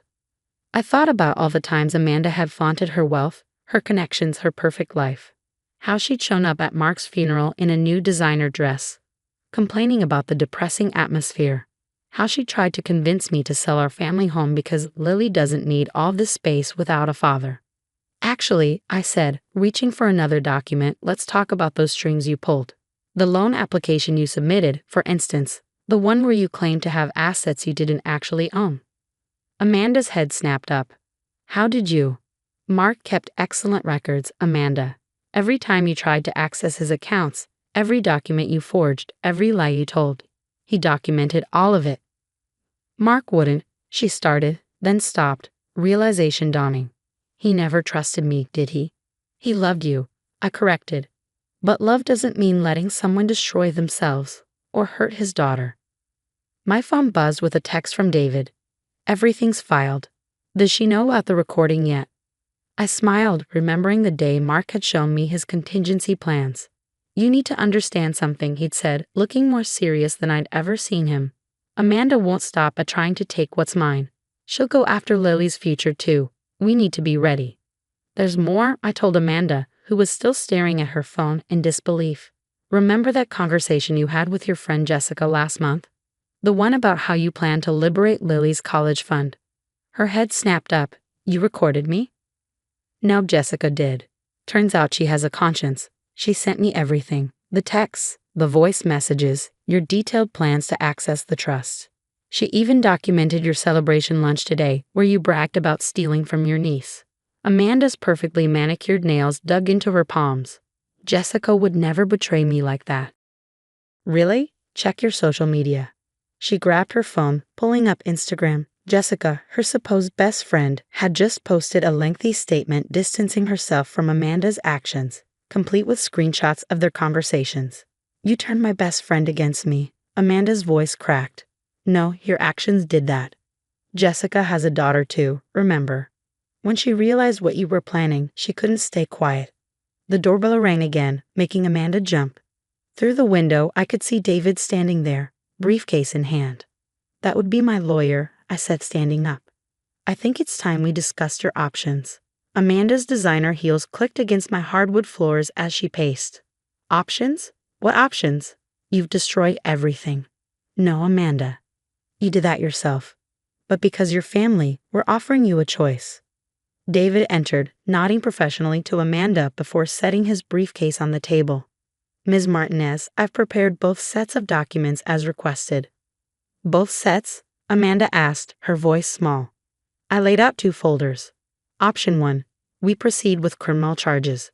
The trust agreement, Jessica's evidence, your own confessions. It's all very clear. You attempted to steal from a minor, committed fraud, and violated multiple trust conditions. Amanda's perfectly applied makeup couldn't hide how pale she'd become. And option 2. You sign the house over to the trust officially. No legal battles. No attempts to fight it. You make a public apology to Lily, admitting what you tried to do. And you agree to financial oversight and counseling. Counseling, she spat. I'm not crazy. No, but you're destructive. And if you want to maintain any relationship with this family, you need help. David cleared his throat. I should mention that several of your other financial dealings have come under scrutiny. The trust audit revealed some concerning patterns. Amanda sank into a chair, her designer outfit suddenly looking like a costume she'd outgrown. How long have you been planning this? We haven't been planning anything, Amanda. We've been protecting ourselves from you. There's a difference. Through the window, I could see Lily still reading in her spot under the oak tree, completely unaware of the drama unfolding inside. Just like her father, she had a way of finding peace in chaos. She looks just like him, Amanda whispered, following my gaze. For the first time since Mark's death, I heard genuine emotion in her voice. I miss him so much.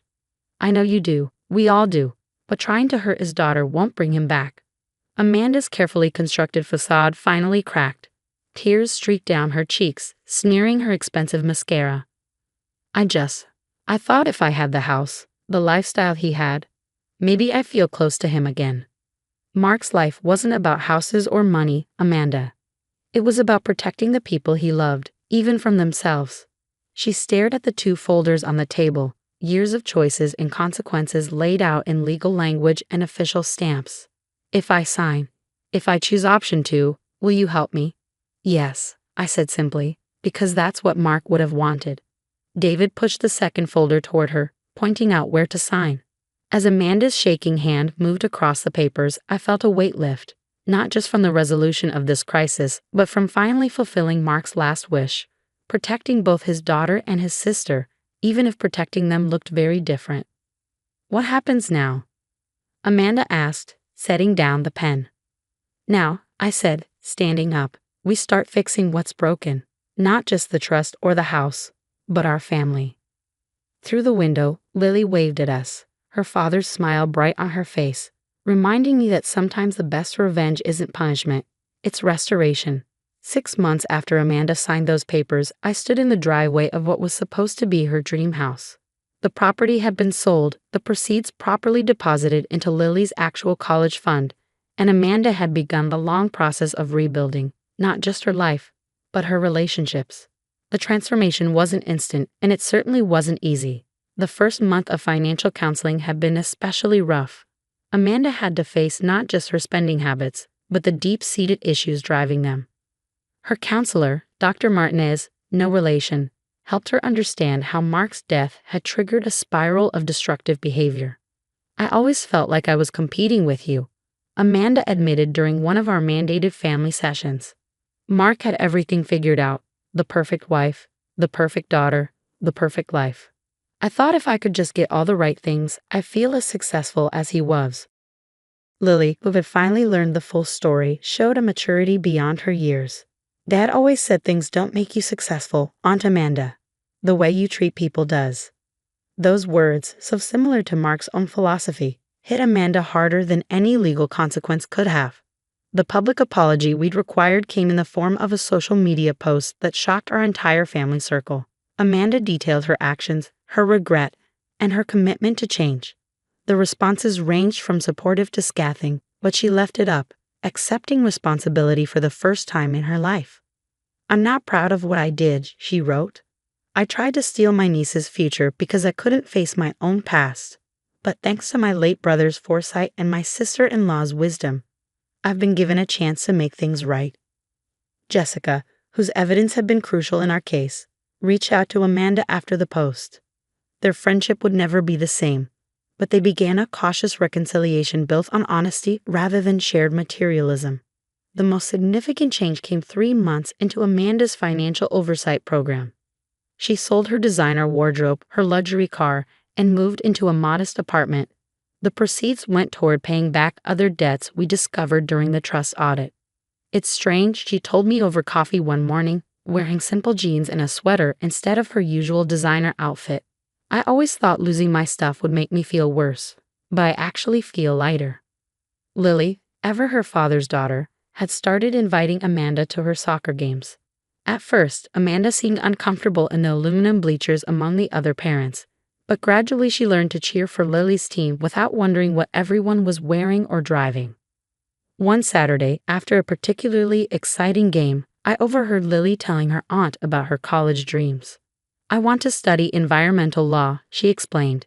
Dad always said the most important things in life are the ones you protect. Amanda's eyes welled up. He was right, sweetie. I wish I'd understood that sooner. The trust's legal team continued monitoring Amanda's finances, but their reports showed consistent improvement. She'd taken a job at a local nonprofit, earning less than her previous positions but finding satisfaction in honest work. Mark would be proud of you, I told her after she completed her first month at the new job.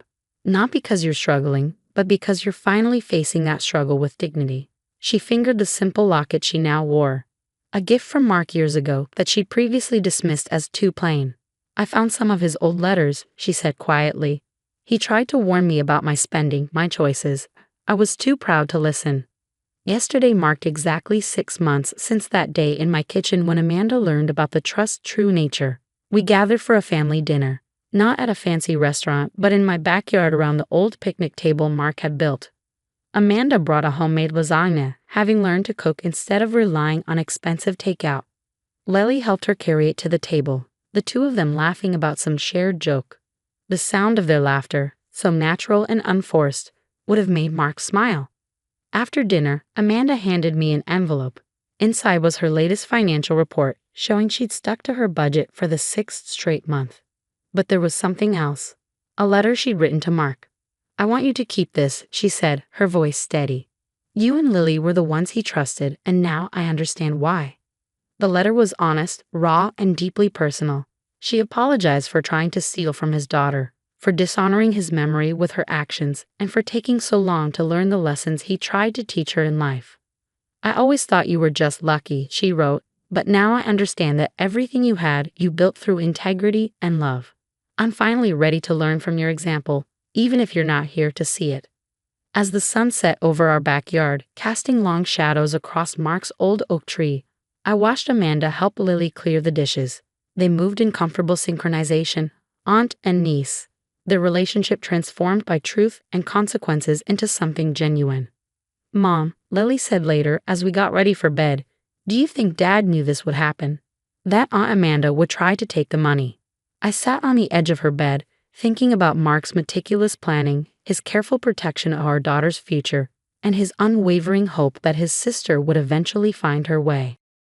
Your dad knew people better than they knew themselves sometimes, I replied. He didn't just protect you from Amanda, he protected Amanda from herself. Lily nodded, wise beyond her years. Like when he used to let me make mistakes but always had a way to fix them if they got too big. Exactly like that. Today, as I update the trust documents to reflect all the changes these 6 months have brought, I can't help but feel grateful for Mark's foresight. The trust wasn't just about protecting money. It was about protecting family even when that protection had to take an unexpected form. Amanda's journey isn't over. She still has counseling sessions, financial oversight, and years of habits to overcome. But watching her with Lily now, seeing the genuine bond forming between them, I know we made the right choice in offering her a path to redemption rather than just punishment. Mark's photo sits on my desk as I work, his smile knowing and kind. He always said family was worth fighting for, even when, especially when, that fight meant tough love and hard truths. You were right, my love, I whispered to his picture. Sometimes the best way to protect someone is to let them face the consequences of their actions while leaving the door open for them to come home. Through my window, I can see Lily and Amanda planting flowers under the old oak tree, building something new in the shadow of what was lost. It's not the ending any of us expected, but maybe it's the one Mark hoped for all along.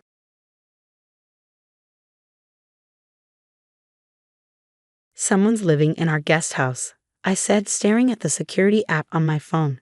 My husband James looked over my shoulder at the footage of lights turning on and off, shadows moving behind curtains, and most alarmingly, new furniture being delivered to our supposedly empty guest house.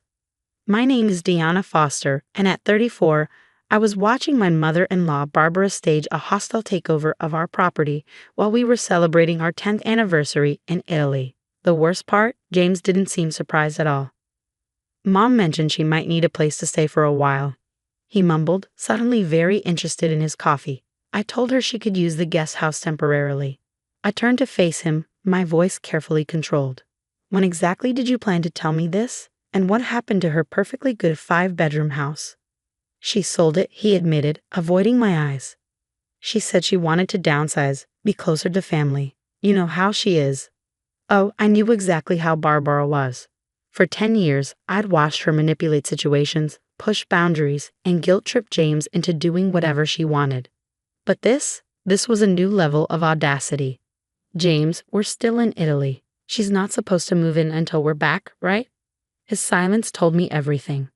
I pulled up the security footage from 3 days ago.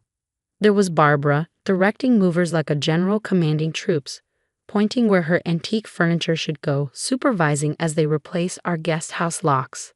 She'd even started planting her precious roses in my vegetable garden. She's just excited to be closer to us, James offered weakly. Think of how nice it'll be having help with the kids.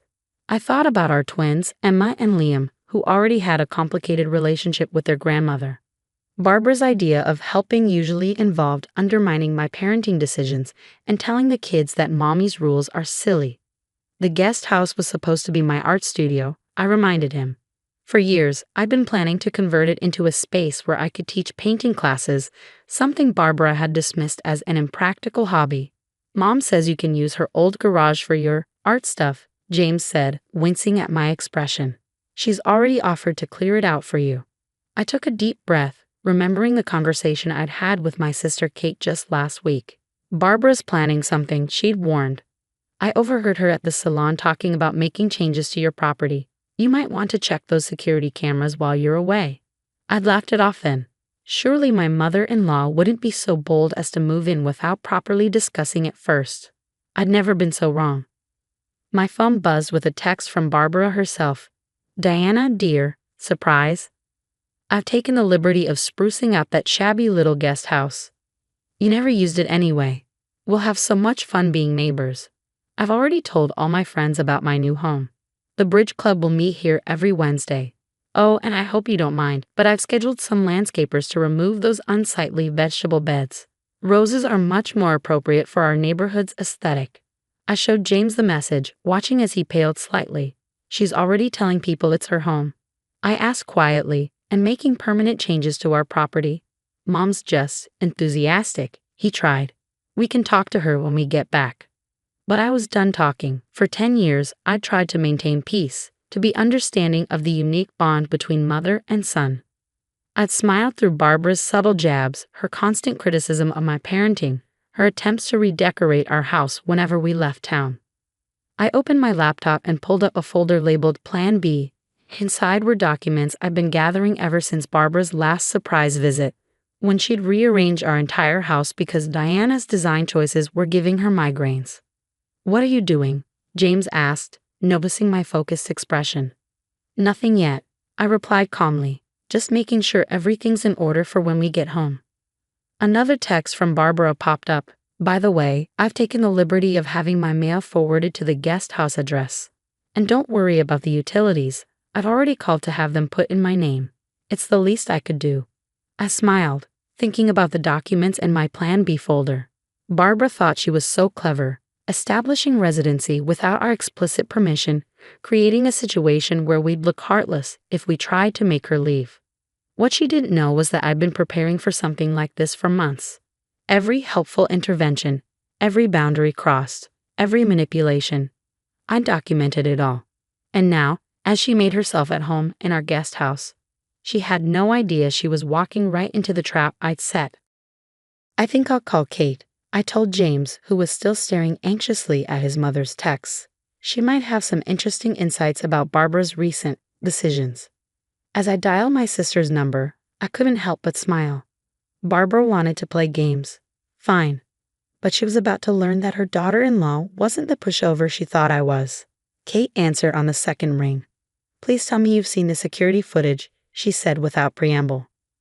Oh, I've seen it, I replied, walking onto our hotel balcony where James couldn't hear. And I think it's time to put our plan into action. Is everything ready on your end?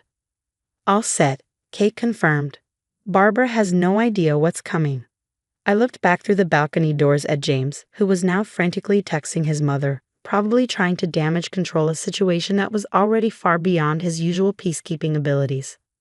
Good, I said, because this time Barbara's going to learn that some surprises work both ways. The rest of our Italian vacation was tense. James kept checking his phone, wincing at the constant stream of updates from Barbara about her improvements to our property. She'd already replaced all the furniture in the guest house, repainted the exterior. That dreadful blue had to go, and was now hosting daily tea parties to show off her new home to her friends. Mom says she's planning to build a greenhouse where your vegetable garden was, James mentioned hesitantly over breakfast. She thinks it'll be perfect for her orchid collection. I took a sip of my espresso, scrolling through the latest security footage on my phone. Barbara had invited at least 20 people over yesterday, giving them a grand tour of not just the guest house, but our main property as well. I watched as she led her bridge club through our garden, pointing out all the changes she planned to make. A greenhouse? I replied calmly. How interesting. Has she mentioned how she's planning to pay for these renovations? James shifted uncomfortably. She was hoping we could help with that. Since we're family and all. Of course she was. Barbara had always treated our bank account like her personal renovation fund. But this time things were different. I've been collecting evidence of every unauthorized change, every dollar she'd spent without permission, every message where she claimed the property as her own. Kate just sent me something interesting, I said, opening my sister's email. Apparently Barbara's been telling people she's not just living in our guest house. She's claiming we sold it to her. James nearly choked on his coffee. What? That's not, she wouldn't. I played him the audio clip Kate had recorded at her salon. Barbara's voice came through clearly. Oh yes, Diana and James sold me the guest house for such a reasonable price. They practically gave it away. I'm having it remodeled now. You know how Diana's taste can be. Everything was so common. James put his head in his hands. Mom's just excited. She gets carried away sometimes. Carried away? I raised an eyebrow. James, she's claiming legal ownership of our property. She's making permanent changes without permission. She's literally trying to steal our guest house. She's not stealing, he started, but I cut him off by showing him the latest security footage. Barbara was standing in our main house's kitchen. She'd apparently made a copy of our house keys, directing workmen who were measuring our cabinets. These will all need to be replaced, she was saying. Once I convince them to let me redecorate the main house, everything will be perfect. James went pale. She's in our house. How did she? Your mother has been planning this for months, I explained. Remember when she insisted on house sitting while we were at my parents' Christmas gathering? She made copies of all our keys then. My phone buzzed with another text from Barbara. Darling, I hope you don't mind, but I've scheduled some contractors to look at the main house next week. That kitchen is simply desperate for an update. Don't worry about the cost. You can just sign over the guest house to me officially, and we'll call it even. I watched James read the message, seeing the moment reality finally started to sink in. His mother wasn't just overstepping. She was trying to take over our entire property. What? What should we do? He asked, looking lost. I pulled out my laptop, opening the Plan B folder. First, we need to talk to our lawyer.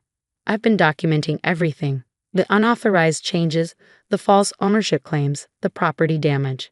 Barbara's not just being pushy anymore. She's committing fraud. Fraud? James looked shocked. Isn't that a bit extreme? Is it? I showed him the social media posts Barbara had been making.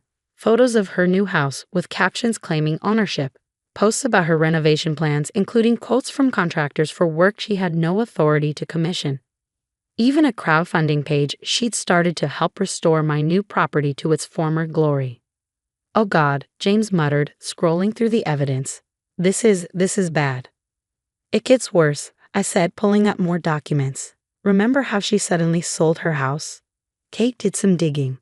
Barbara's been telling people she sold it because we begged her to move in with us. She's been using that story to get sympathy and donations from her friends. Just then, my phone lit up with a call from our next-door neighbor, Susan. Diana, I thought you should know, your mother-in-law is giving tours of your house to real estate agents. She's telling them you're planning to sell and move to a smaller place. I thanked Susan for the information, adding it to my growing file of evidence. James looked like he might be sick. We have to stop her, he said finally. But how? If we confront her directly, she'll just cry and make us look like the bad guys. She's already told everyone we promised her the guest house. I smiled, opening one final document. That's where Kate comes in. Remember how Barbara's always bragging about her bridge club? Well, Kate's Aunt Martha is a member, and Martha's been recording everything Barbara's been saying about her plans. I played another audio clip. Barbara's voice filled the room. Once I'm established in the guest house, I'll start working on the main house. Diana's such a pushover, and James never says no to his mother. Before you know it, I'll have the whole property. They'll have to move out eventually. I'll make sure of that. James looked devastated. She's planning to drive us out of our own home. She's been planning it for months, I confirmed. But here's what she doesn't know. Every change she's made, every false claim, every unauthorized entry into our home, it's all documented.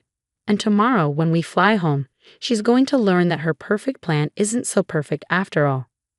What are you going to do? James asked, finally looking ready to stand up to his mother. I closed my laptop, thinking about the certified letters already waiting at our local post office, the legal documents Kate had helped me prepare, and the surprise I had in store for Barbara's next bridge club meeting. Let's just say, I smiled, your mother isn't the only one who knows how to plan ahead. My phone buzzed with another update from our security system. Barbara was in our garden again, this time with a landscaping crew. I watched as she pointed to my beloved vegetable beds, clearly giving instructions for their removal. Enjoy it while you can, Barbara. I murmured, thinking about what awaited her in just 24 hours. Your housekeeping days are numbered. Our flight landed at 9 a.m., and by 10, we were pulling into our driveway. Barbara's luxury SUV was parked in what used to be my garden, her personalized license plate QEENB gleaming in the morning sun. The guest house had been transformed, new curtains, a fresh coat of paint, and a large Barbara's Cottage sign hanging over the door. But it was our main house that made James gasp. In just 10 days, Barbara had managed to have our front door repainted pink, replace our modern house numbers with ornate gold ones, and install flowering trellises along every wall. A giant welcome to Barbara's family estate banner hung across our garage. She's lost her mind, James whispered, staring at the transformation. Right on cue, Barbara emerged from our front door, not the guest house, our actual house, wearing an apron and carrying a watering can. Oh, you're back early, she called, failing to hide her annoyance. I was just getting ready for the garden club tour this afternoon. We'll be showcasing my new property. I checked my watch. Perfect timing. Actually, Barbara, I said pleasantly, you might want to cancel that tour. We have some other visitors coming in about.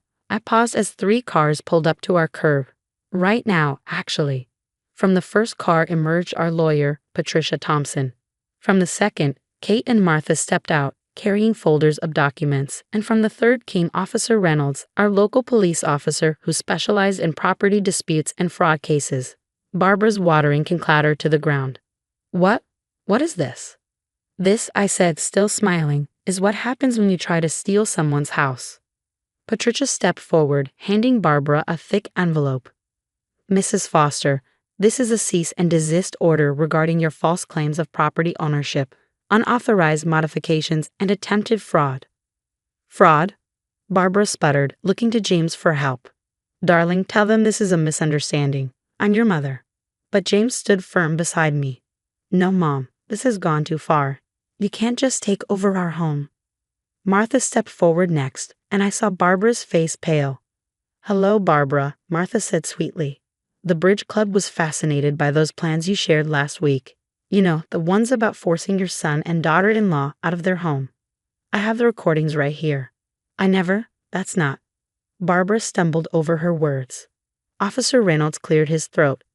Mrs. Foster, we have documented evidence of multiple crimes here. Criminal trespass, attempted property theft, fraud. Not to mention the contractors you hired under false pretenses. The contractors. Barbara brightened. They've already started work. You can't just stop the renovations now. Actually, Kate joined in, pulling out more documents. I've spoken with every contractor you hired. They're all aware now that you had no authority to commission work on this property. They've agreed to testify if needed. I watched as Barbara's carefully constructed plan crumbled around her. But where am I supposed to live? She wailed. I sold my house. Yes, I nodded. You sold your perfectly good house to try to force your way into ours. That was your choice. You have 24 hours to remove your belongings from our guest house and return our house keys. 24 hours, she shrieked. That's impossible. What about my furniture? My roses? My bridge club meetings. Your roses, I said firmly, are planted in my vegetable garden without permission. The furniture can be moved to storage. We've arranged a company to help. As for your bridge club, I smiled at Martha. I believe they'll be meeting at the community center from now on. Barbara turned to James, tears flowing. You can't let her do this to your mother. I'll be homeless. But James surprised us all by pulling out his phone. Actually, Mom, I found some lovely apartments near the community center. Very reasonable rates. I've already scheduled some viewings for you this afternoon. The next few hours were a blur of activity. Under Officer Reynolds' supervision, moving crews began removing Barbara's furniture from the guest house. Patricia documented every unauthorized change to our property for potential legal action, and Barbara alternated between crying, threatening, and trying to rally support from her friends, who, thanks to Martha's recordings, now knew the full story. By sunset, the Barbara's cottage sign had been taken down. Our house keys had been returned, and Barbara was being driven to her temporary hotel by a very quiet James. I never thought he'd actually stand up to her, Kate marveled, helping me salvage what was left of my vegetable garden. Sometimes people surprise you, I replied, thinking about how James had finally chosen our family over his mother's manipulation. When James returned an hour later, he looked exhausted but relieved. She's actually blaming herself, he said, sinking into our porch swing. Says she might have slightly overstepped. Slightly, I raised an eyebrow. He laughed, a genuine, free sound I hadn't heard in weeks. I told her she needs therapy, and that until she gets help and learns to respect boundaries, she won't be getting unsupervised access to our home or the kids. I sat beside him, taking his hand. How does it feel? Terrifying, he admitted. Liberating. Right. 6 months later, our property had been restored to its original state, minus Barbara's roses, which had mysteriously failed to thrive in my carefully tended vegetable garden. The guest house was finally becoming my art studio, and my first painting classes were already fully booked. Barbara, surprisingly, had taken our ultimatum seriously. She was in therapy, living in a lovely apartment near the community center, and slowly learning to respect boundaries. She was allowed supervised visits with the twins, and while she occasionally made comments about my unusual parenting choices, she caught herself quickly. I got rid of the QEENB license plate, she told me during a recent visit. My therapist says it sent the wrong message. The bridge club now met at her apartment, where Martha made sure the conversation stayed focused on cards rather than property takeover schemes. And James, he found his voice, learning to balance being a good son with being a good husband and father. As for me, I kept the Plan B folder, though now it was mostly filled with photos of my thriving garden, my art students' work, and our happy, boundary-respecting family. You know, Kate said during our weekly coffee date, Barbara's actually telling people how proud she is of your art classes. No backhanded compliments, just genuine pride. I smiled, thinking of the security cameras I still checked occasionally, not out of fear now, but habit. Sometimes the best plans, I said, are the ones that help everyone grow. James found me in the garden later that day, planting new vegetables where Barbara's roses had failed. No regrets? He asked, knowing how hard the past months had been. None, I replied, patting the rich soil. Some things need to be uprooted before better things can grow. And in the end, that's exactly what we did. Uprooted the old patterns of manipulation and control, and planted something healthier in their place. Sometimes the best revenge isn't revenge at all. It's simply standing firm and letting truth take root.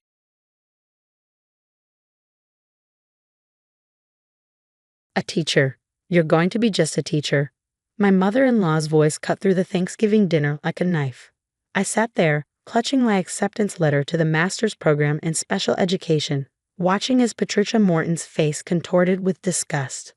My name is Emma Sullivan, and at 26, I thought sharing my career news at Thanksgiving dinner would bring joy to my new family. Instead, I sat there, feeling my world shrink under my mother-in-law's cruel scrutiny.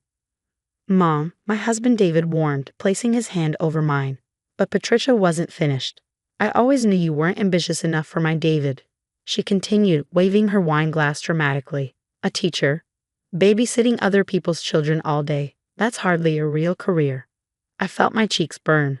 6 months of marriage, and Patricia had made it her mission to undermine every decision I made. But this was different. This was my calling, my passion, something I'd worked towards since watching my younger brother thrive in his special education program years ago. Special education is much more than babysitting. I started trying to keep my voice steady. These children need. What these children need, Patricia interrupted, are real professionals. Doctors, therapists, not someone who couldn't aim higher than teaching finger painting. David stood up abruptly, his chair scraping against the hardwood floor. That's enough, Mom. Emma's work is important. Important? Patricia laughed, the sound sharp and cruel. What's important is that my son married beneath him. A Morton should be with someone accomplished, someone worthy of our family name, not some worthless teacher. Whoa. I didn't hear the rest. I was already walking out, my vision blurred with tears I refused to let fall. Not in front of her, never in front of her. David found me in our car, staring at the steering wheel. Baby, I'm so sorry, he whispered, sliding into the passenger seat. Mom's she's old-fashioned. She doesn't understand. She doesn't want to understand, I corrected him, finally letting the tears fall. To her, I'll never be good enough. That night marked the last holiday we spent at Patricia's house. David supported my decision to distance ourselves, though I knew it hurt him. We built our life together, and I threw myself into my studies, graduating with honors and landing a position at Riverside Elementary's special education department. Years passed, and I found my purpose in my classroom. Every child who learned to read, every small victory, every breakthrough moment, they all proved Patricia wrong. I wasn't just teaching, I was changing lives, one student at a time. Then came the day that changed everything. I was reviewing IEPs in my classroom when there was a knock at my door. Looking up, I saw Patricia standing there, but not the Patricia I remembered. This woman looked older, deflated, holding the hand of a small girl with golden curls and worried eyes. Mrs. Sullivan. Patricia's voice was different too, lacking its usual sharp edge. She didn't seem to recognize me, probably because she never bothered to visit our home or look at recent family photos. Yes, I answered, keeping my voice professional despite my racing heart. I'm Patricia Morton. This is my granddaughter, Lily. We have an appointment to discuss her evaluation results. The irony wasn't lost on me. Patricia Morton, standing in the classroom of the worthless teacher she dismissed so cruelly, seeking help for her precious granddaughter. I looked at Lily, who was clutching a worn stuffed rabbit and avoiding eye contact. Classic signs I'd learned to recognize over my years of teaching. Of course, I said, gesturing to the chairs in front of my desk. Please sit down. Patricia helped Lily into a chair, then settled beside her, smoothing her expensive skirt nervously. The school recommended your program. They said you're the best in the district for children with learning differences. I picked up Lily's file, though I'd memorized it days ago. Lily has been struggling with reading and social interaction, I stated, watching Patricia's face carefully. The evaluation suggests she would benefit from our specialized program. Yes, Patricia whispered, gripping her handbag tightly. Her mother, my daughter Sarah, she's devastated. We've tried everything. Private tutors, expensive learning programs. Nothing seems to help. I turned my attention to Lily, who was making her rabbit dance on the desk. Hi, Lily. Would you like to see our reading corner while I talk to your grandmother? Lily looked up briefly, then back at her rabbit. Does it have soft things? The softest, I assured her, and some very friendly stuffed animals who love to read. After settling Lily in the reading nook, I turned back to Patricia. Mrs. Morton, our program isn't about expensive solutions or quick fixes. It's about understanding each child's unique needs and creating an environment where they can thrive. Patricia nodded, dabbing at her eyes with a monogrammed handkerchief. They say you work miracles here, that you understand these children in a way other teachers don't. The compliment she never meant to give me almost made me smile. Every child has potential, I said, echoing the words I tried to tell her at that Thanksgiving dinner so long ago. They just need someone who believes in them and knows how to help them shine. How? Patricia cleared her throat. How soon could she start? I pulled out the enrollment forms already prepared.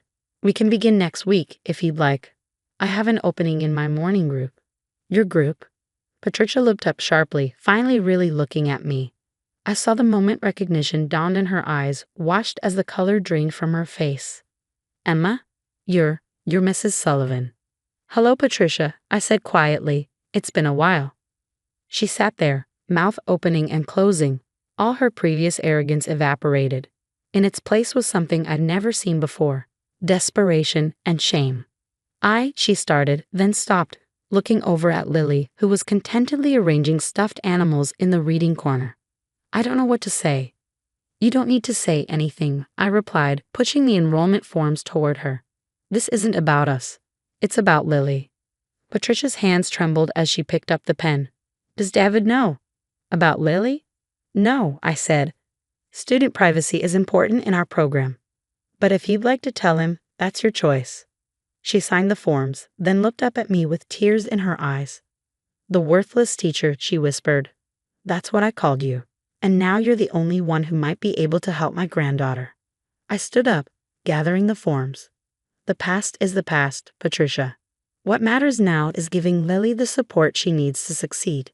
As they left my classroom that day, I watched Patricia holding Lily's hand, her shoulders hunched with the weight of her previous judgments. The worthless teacher she dismissed so easily was now her granddaughter's greatest hope. And this was just the beginning. The first day Lily arrived in my classroom, Patricia hovered by the door, her designer handbag clutched tightly against her chest. Gone was the imperious woman who'd belittled my career choice. In her place stood a grandmother watching her precious granddaughter with anxious eyes. "She likes routine," Patricia whispered, as if sharing state secrets. "And her rabbit, Mr. Hoppy, he helps her feel safe." "Mr. Hoppy is welcome in our classroom," I assured her, watching Lily explore our sensory corner. "We understand the importance of comfort objects." Patricia lingered, her eyes darting between Lily and me. I could see the question she wanted to ask, the apology she couldn't quite form. Instead, she just nodded and reluctantly left, looking back 3 times before finally walking away. Over the next few weeks, I watched Lily bloom in our classroom environment. While other teachers might have seen a struggling student, I saw a bright mind that simply processed information differently. She had an extraordinary memory for patterns and could recite entire conversations from days ago, even if reading simple words was still a challenge. One morning, during our shared reading time, I noticed Lily particularly engaged with a story about a family of rabbits. Her eyes lit up as she pointed to different words, trying to sound them out. It was the most interaction she'd shown with text since joining our class. That afternoon, I created a personalized reading program for her, incorporating her love of rabbits into phonics lessons. It was exactly the kind of worthless work Patricia had once mocked, tailoring education to meet a child's specific needs and interests. The daily pickup routine became an unexpected window into Patricia's transformation. Each afternoon, she'd arrive early, watching through the classroom window as Lily participated in our end-of-day activities. I'd catch glimpses of her expression: wonder, regret, and something that looked remarkably like respect. "She's different here," Patricia said one afternoon as we waited for Lily to gather her things. At her old school, she'd hide under tables, refuse to participate. But here she feels understood. I completed her thought. "We celebrate differences in this classroom, Patricia. Every child has their own path to success." She turned to me then, her eyes glistening. "I was wrong about you, Emma. About teaching. About everything." Before I could respond, Lily bounded over, proudly holding up a paper with carefully traced letters. "Look, Grandma. I wrote rabbit all by myself." Patricia's face lit up with genuine joy, not the social facade I remember from family gatherings, but real, unfiltered happiness. "That's wonderful, sweetheart. Should we show your mother?" "Mrs. Sullivan helped me," Lily announced, beaming. "She says I'm smart in my own special way." I watched Patricia's face crumple slightly at those words that challenged everything she'd once believed about worth and success. She pulled Lily close, meeting my eyes over her granddaughter's head with a look of profound gratitude. The real breakthrough came during our parent-teacher conference month. Sarah, Lily's mother, attended with Patricia. Sarah had her mother's elegant features, but none of her former arrogance. She sat in my classroom, reviewing Lily's progress reports with tears in her eyes. "I don't understand," Sarah said, looking at the graphs showing Lily's improvement. Her last school said she was hopeless, that she'd never read at grade level. But these results. "Lily isn't hopeless," I stated firmly. She's gifted in ways that traditional classrooms don't always recognize. Yes, she struggles with reading, but her verbal comprehension is extraordinary. She has an incredible capacity for understanding complex patterns and remembering details. Patricia, who had been unusually quiet, suddenly spoke up. Emma has a gift, she said, her voice thick with emotion. She sees potential where others see problems. I almost dropped my pen in shock. Patricia Morton, acknowledging my abilities, the same woman who'd called me worthless, was now praising my work. Sarah looked between us, confused. You two know each other. Patricia straightened in her chair. Emma is David's wife, my daughter-in-law. Sarah's eyes widened. The one you said, she stopped abruptly, glancing at me apologetically. The one she said wasn't good enough for her son. I finished gently. Yes, that's me. Patricia flushed deep red. I was wrong, she declared, looking directly at me. So terribly wrong. You're not just good enough. You're extraordinary. What you've done for Lily, how you've helped her. I don't have words. The silence that followed was heavy with years of hurt and healing. Sarah looked at her mother with newfound understanding, perhaps seeing for the first time how Patricia's rigid views of success and worth had affected others. Lily talks about you constantly, Sarah said, breaking the tension. At home, it's always Mrs. Sullivan says, and Mrs. Sullivan showed me. You've given her something we couldn't. Confidence. I pulled out some photos of Lily's recent achievements, her first independently written story about a family of rabbits, naturally, her presentation to the class about different types of clouds, her role as line leader during our daily transitions. Lily doesn't need to be fixed, I explained, spreading the photos on my desk. She needed to be understood and supported. Every child in this classroom has unique challenges and unique gifts. My job is to help them recognize both. Patricia picked up a photo of Lily reading to her classmates, Mr. Hoppy propped beside her. I remember that dinner, she said quietly. When you told us about your teaching plans, I was so focused on status, on what I thought success looked like. I couldn't see that true success is this, helping children believe in themselves. She looked up at me, her carefully maintained makeup slightly smudged from emotional tears. Can you ever forgive me, Emma? I thought about the hurt, the years of avoiding family gatherings, the way her words had sometimes echoed in my moments of doubt. But I also thought about growth, about change, about the power of admitting when you're wrong. I already have, I replied softly. Sometimes the best lessons come from our biggest mistakes. Sarah reached over and squeezed her mother's hand. Mom, maybe it's time to tell Emma about the foundation. Patricia dabbed at her eyes with a tissue. Yes, perhaps it is. She turned to me with a hint of her old determination, but this time it wasn't aimed at tearing me down. I've been thinking about what you said, about every child deserving a chance to shine. I want to start a foundation, funding special education programs in schools that can't afford them. I sat back, stunned by this revelation. That's amazing, Patricia. And we'd like you to be on the board, Sarah added, to help us understand what these programs really need to succeed. As I looked at these two women, my former adversary and her daughter, I saw something I never expected. Allies in my mission to help children like Lily reach their full potential. I'd be honored, I said, and for the first time since that Thanksgiving dinner years ago, Patricia's smile reached her eyes. 3 years later, I stood at the podium of the Morton Educational Foundation's annual gala, looking out at a sea of faces. Patricia sat in the front row, Lily beside her, both beaming with pride. My husband David squeezed my hand before I began my speech.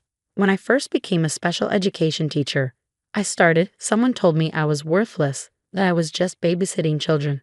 That person is now one of our strongest advocates for inclusive education, proving that like our students, adults can learn, grow, and change their perspectives. Patricia's eyes glistened as she nodded slightly, acknowledging our shared journey.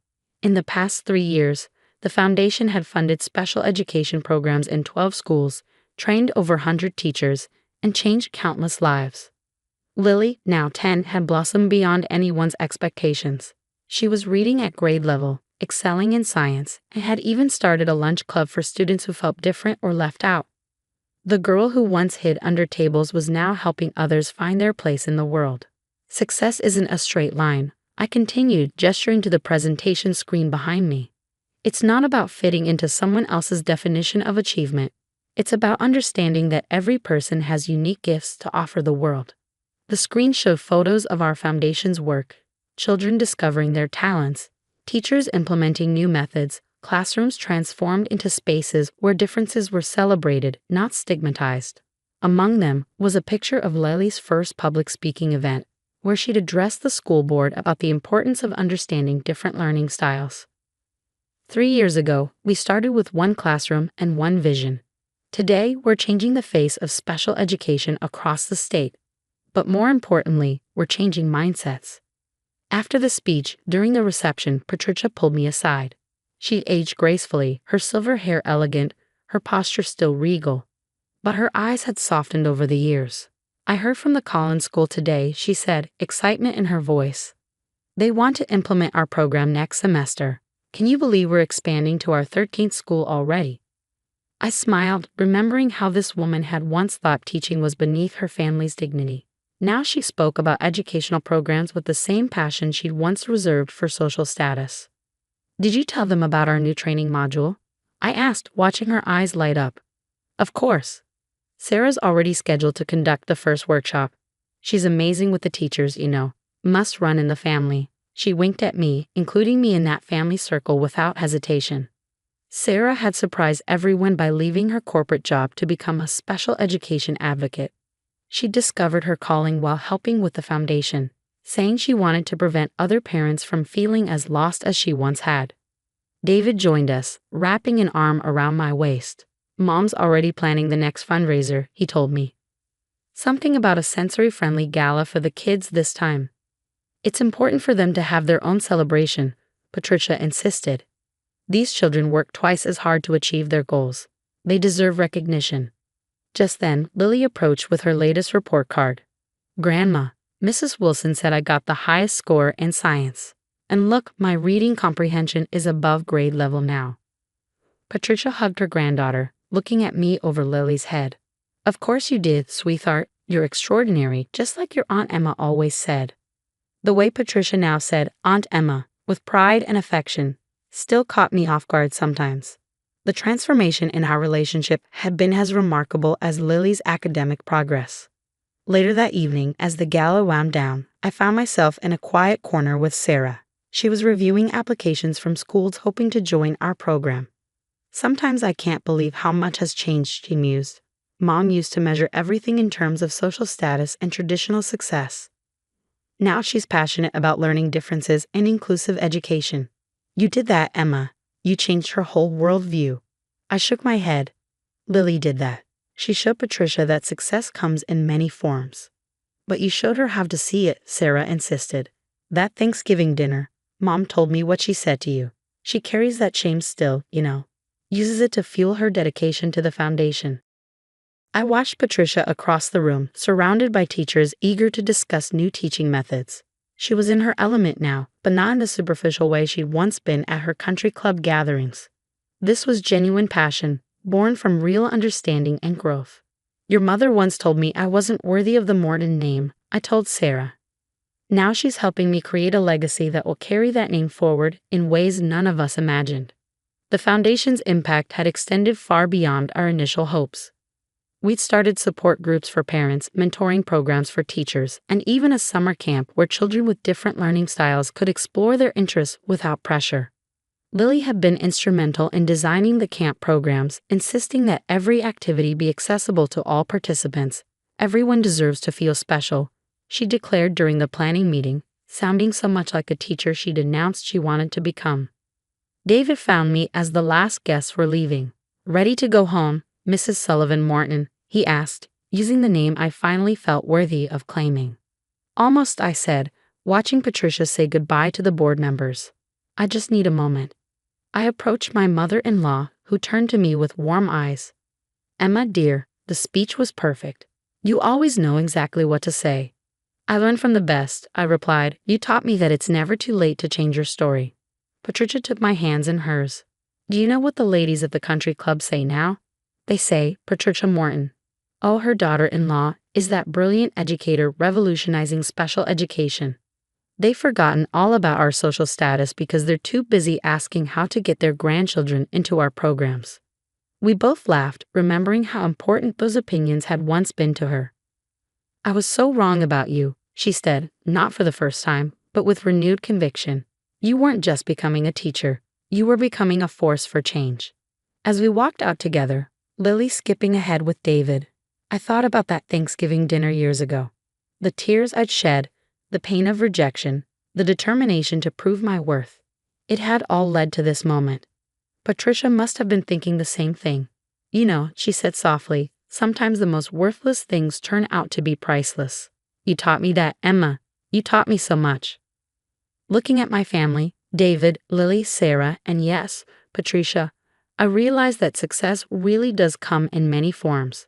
Sometimes it looks like a child reading their first word. Sometimes it looks like a reformed mother-in-law championing the very cause she once dismissed. And sometimes it looks like forgiveness, growth, and a family redefined by love and understanding. We all did, I replied, squeezing her hand. We all did.